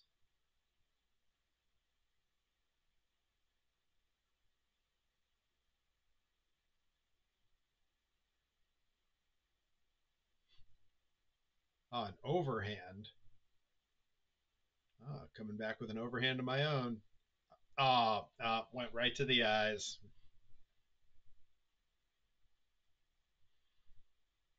A very different era of Perry. This whole stream has essentially been the Perry Eras tour. We've seen young chubby Perry filmed in 240p. We've seen skinny pale Perry in California. We've seen muscle Perry during the pandemic.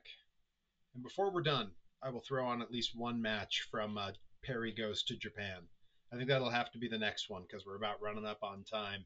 And after this stream, I still got to go have my chest and triceps day. Because I don't want to go back to looking like I looked here.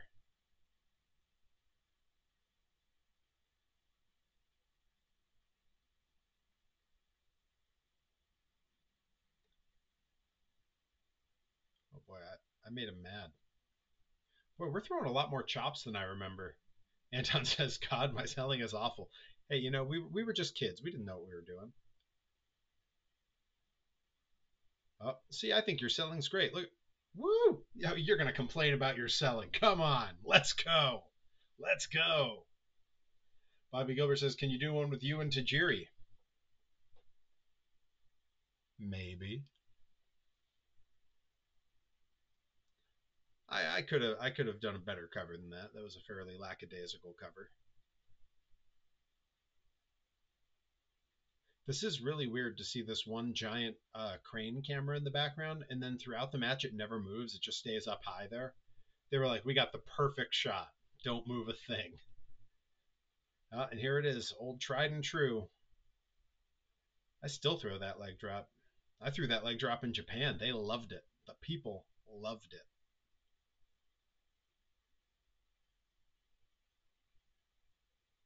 Boy, look at young, clean-shaven Perry. I look weird, man. Yeah, I don't know. I don't think I could go back to that.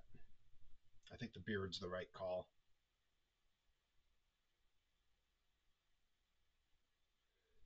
I'm getting tired just watching myself wrestle like this. It's true, I am big in Japan. Hydration points.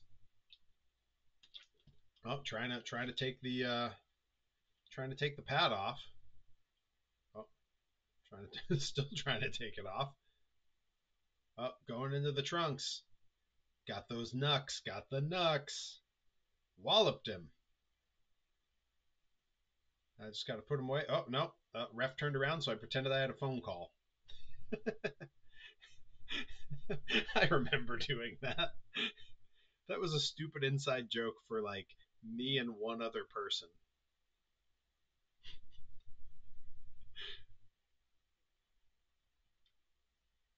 Ref Toby on top of it.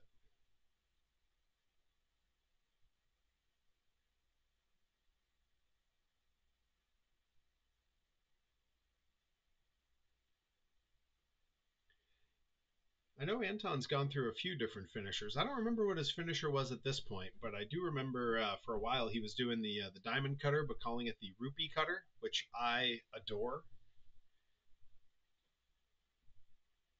Oh, here we go. Oh, sunset flip. Oh, I know what's coming here. One of the only times I ever hit it. Shining Wizard. Man, I hit a pretty decent Shining Wizard. I should bring that back. I mean, I guess I can't at grind. It's Jay Freddy's finish. Well, maybe I don't need it. Right here, Robotic? Man, Shining Wizards are the best.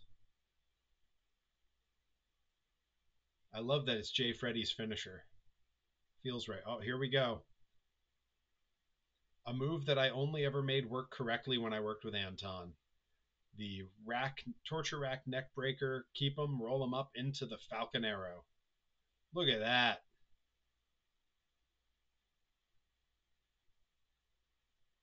Hell yeah.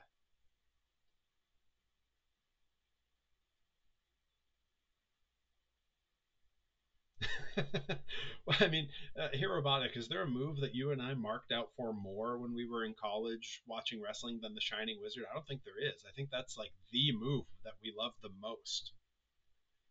I mean, truth be told, I still love it. Oh, here we go. We are coming to blows. This is some of the first like good striking I ever did in my career, and I owe it all to all pro wrestling trainer Larry Blackwell, who taught me to throw a forearm. They didn't bother teaching that at the wrestling school I trained at out here. Instead, they taught me crappy punches. But learning to throw a proper forearm, proper elbow, whatever you want to call it, changed it. Now that's a shoot. That elbow just nailed me in the head so hard. I remember we got the pictures afterwards, and there's a great picture of him in the air, and you can see my whole head in that sort of like pose because he has just walloped me with that elbow. Hey, you know, sometimes it gets away from you.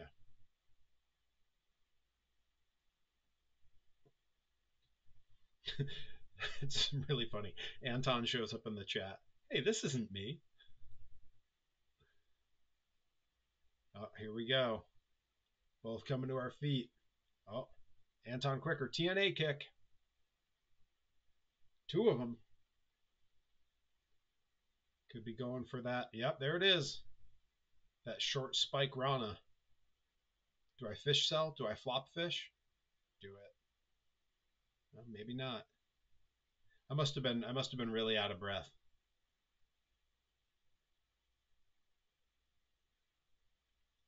We are still going. For the life of me, I don't remember who wins this match, but I really hope it's Anton.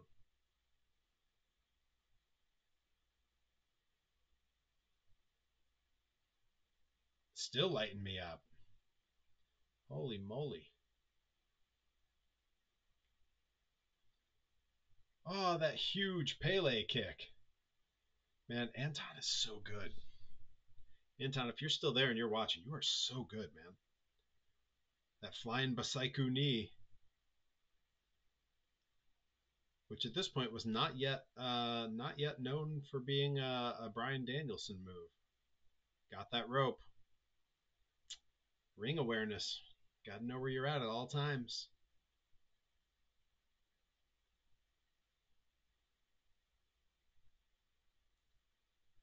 Big roundhouse kick. Boy, I am loopy at this point. Big Enzy. And I am still. He's got to go bigger. He's got to go bigger. And here it comes. This was so clean. Look at that. But takes me all the way to the floor. Can't win it with me on the floor. He has no idea where I've gone.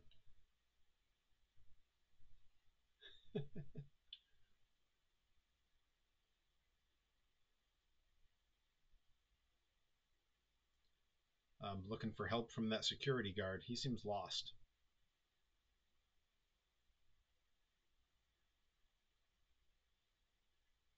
Oh, he's got to do something here. He's got to keep this momentum. Oh, on the eyes.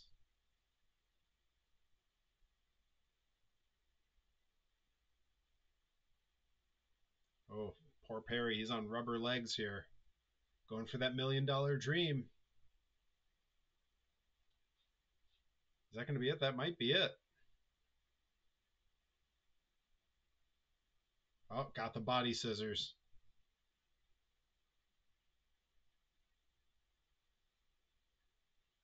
There it is.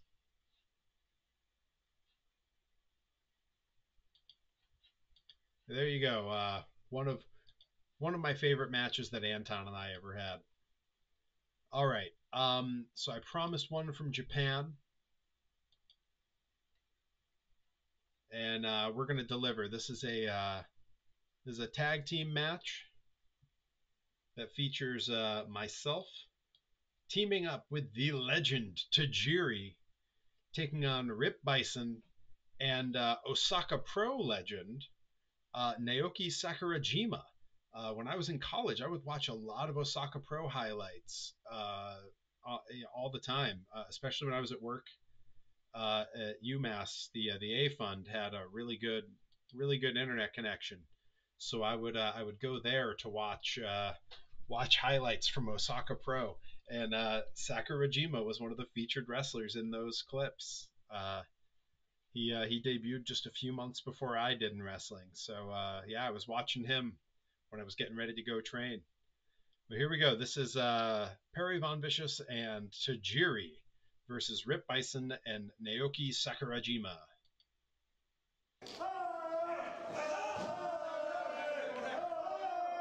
I will go ahead and apologize because it does not get any more zoomed in than this. This is I hope you can see what's going on pretty well there.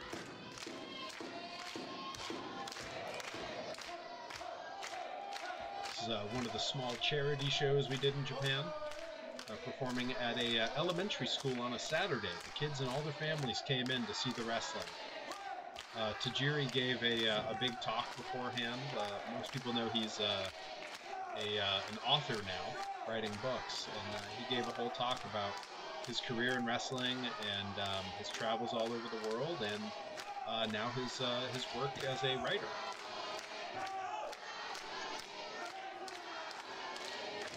This match was the whole time I'm in Japan, I didn't have a single match I didn't like, but this match is one of the real highlights.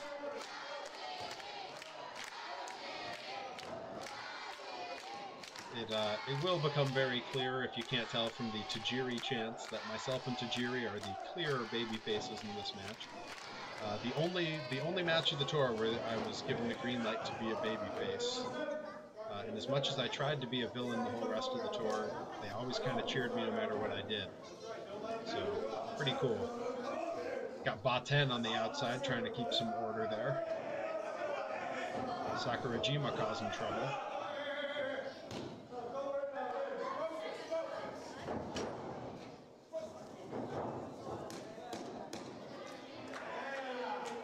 Tajiri, ever the technician, going right to holds on Sakurajima.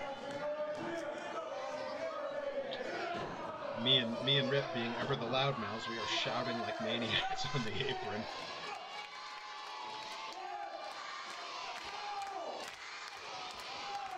I've managed to say it a few times throughout this stream, but this match might be some of the best shape I've ever been in.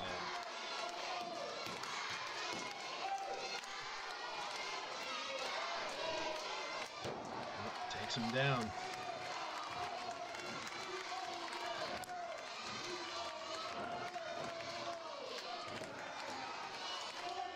Manages to get to the ropes. And I believe business is about to pick up. Byson tags in. Perry tags in, and here it is. For 8 years. And now this will make it the third country, the second continent. Perry Von Vicious and Rip Byson stand toe-to-toe, ready to do battle. He is the person I have fought against the most, the person I have teamed with the most.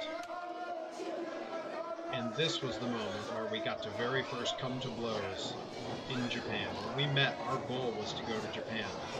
We both talked about it all the time.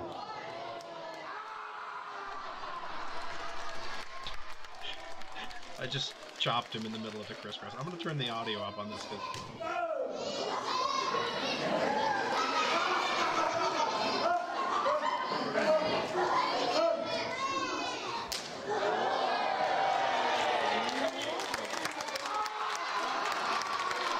Watch Tajiri. Keep your eye on Tajiri because we're about to break him.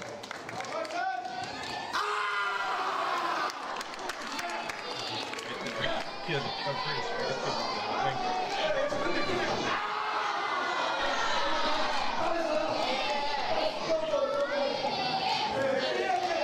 Got back to the company house after this. We went out to Hatomato, that sort of local Asian fast food place, and it's supposed to be very American style fast food place. We went to the Japanese fast food Hatomato, and we broke the bank. We ate like kings because we were celebrating this match because we had so much fun. This was like one of the very last shows we did. We had like 2 shows after this. Very much at the end.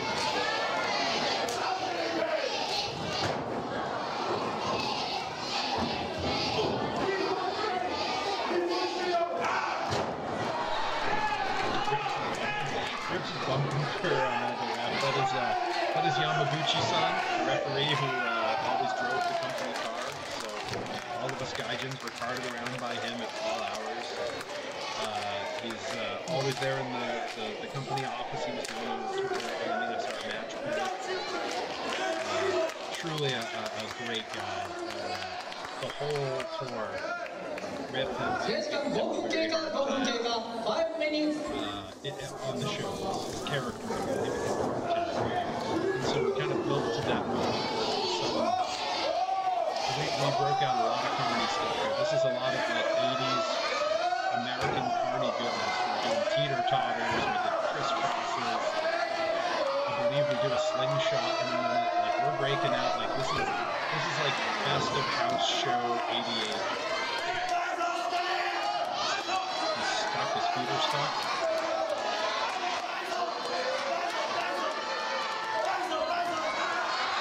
Kick him in the butt.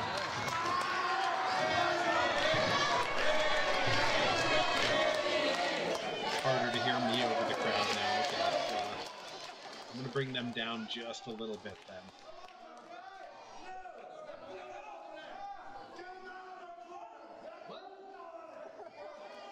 You can see Baten in the foreground here trying to get them to come back. The photographer who's in the foreground getting the low shots in front of Rip there, that's Kuroki-san.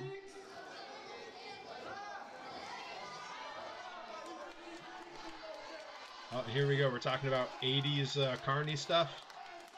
Bringing them in the hard way. And then we go to another teeter-totter. A seated teeter-totter. A cedar-totter, if you will.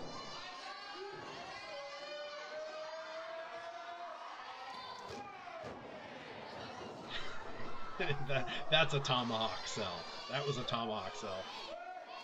And I tell Kuroki she's got to move. Get him hooked, and here we go. The big slingshot sends him to the floor. Oh, and one for Sakurajima. We call that the NXT commercial break.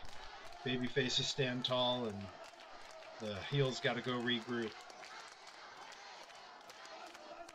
This match was so much fun. I don't know if you can tell the demeanor in me that's changed. This was when we were told that the two of us would get to work together in this. We kind of pulled each other aside and we said, let's go out there and do the craziest, goofy, carny stuff they've ever seen, and really, really see if we can get like Tajiri and Sakurajima to pop for us. And they did. They loved watching us. You probably in a lot of that could see me looking at Tajiri and Sakurajima, and it was because I wanted to see if they were laughing. Oh, unbelievable. Knocked me over on... the heel tactics of Rip, Byson, and Sakurajima. Baten has come over to argue with the ref on my behalf. Thank you, Baten.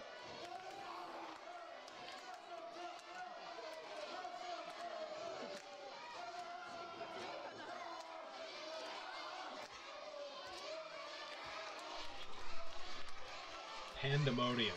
These kids are losing their minds.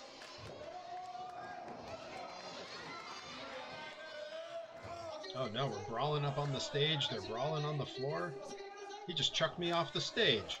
I just took a Foley bump. Chaos. Utter chaos. Yamaguchi-san, you have lost control.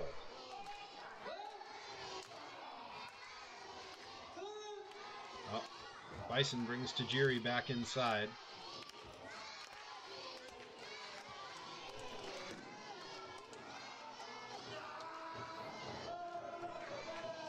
Sakurajima with those heel tactics, choking out Tajiri-san. I'm still on the floor over by the stage. Baten trying to encourage me to get back up. And I miss wrestling in Japan.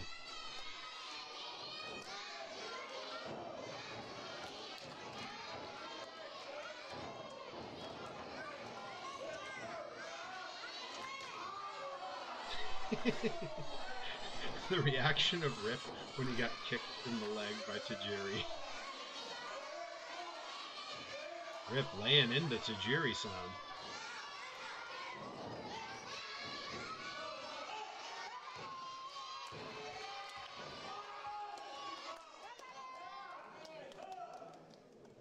These people are dying for Perry to get tagged in.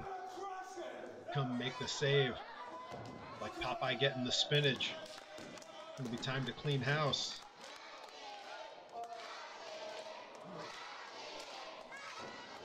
Goes for the Vader bomb and the big miss.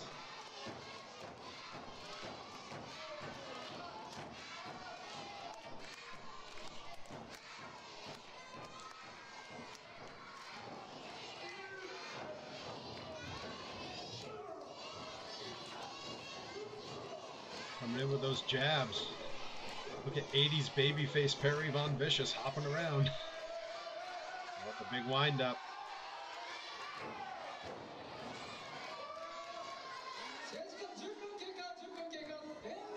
Big man drop kick, throwing out all the classics. Oh, whoa. Big boot just taking Sakurajima out.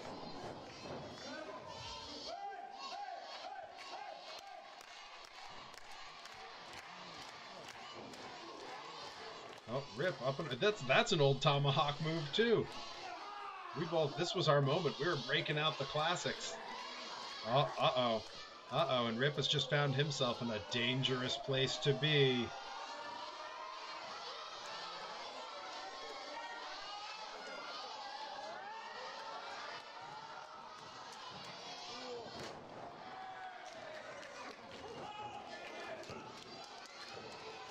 Oh, Sakurajima with the save, or that would have been it. That parry go round, I meant business. Boy, I took old Ripper for a ride there, huh? Oh, Sakurajima trying to take me over with the suplex.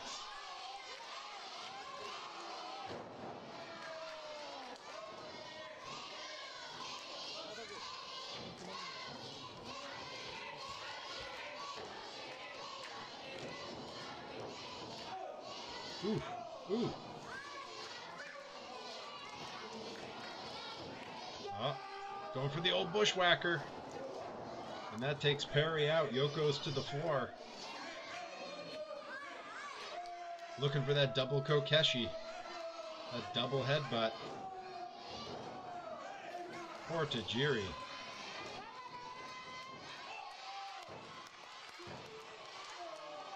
Not enough to take Tajiri out. These fans coming alive, getting behind the Japanese buzzsaw. Rip's gonna hold him up.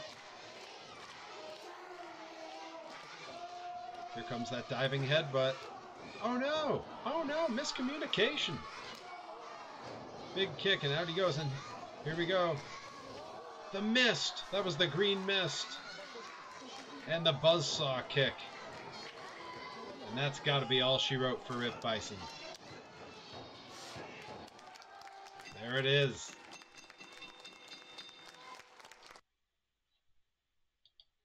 that was a really great moment. Like that was very cool to be able to wrestle Rip in Japan. Just very, very wild. Not anything I would have ever, it was always a goal we had, but it was cool to finally be able to do it. Um, you know what? It's after 11, so we're gonna call that a stream, you guys. Thank you so much for hanging out with me while we did this. This was really fun. We're definitely gonna have to do it again. I'll go into the archives and find some more classics, maybe some more recent stuff too. Plenty to watch. I've got 17 years worth of matches. January 12th will be 17 years since my first match. So very cool to get to watch some of these with you guys. I hope everyone enjoyed it. And yeah, we'll definitely do it again sometime. I will be back Monday and Tuesday, 9 p.m. here, doing some more live streaming. The plan next week is I'm going to be doing clay sculpting, working on some designs for some new toys, which means you're going to get a little insight into some toys that'll be coming soon, and you get a lot of me talking because I don't really know what I'm doing with sculpting. So the best I can do is talk my way through it. But that'll be next week, and I'll see you all then. Thank you so much for coming and hanging out, and take it easy.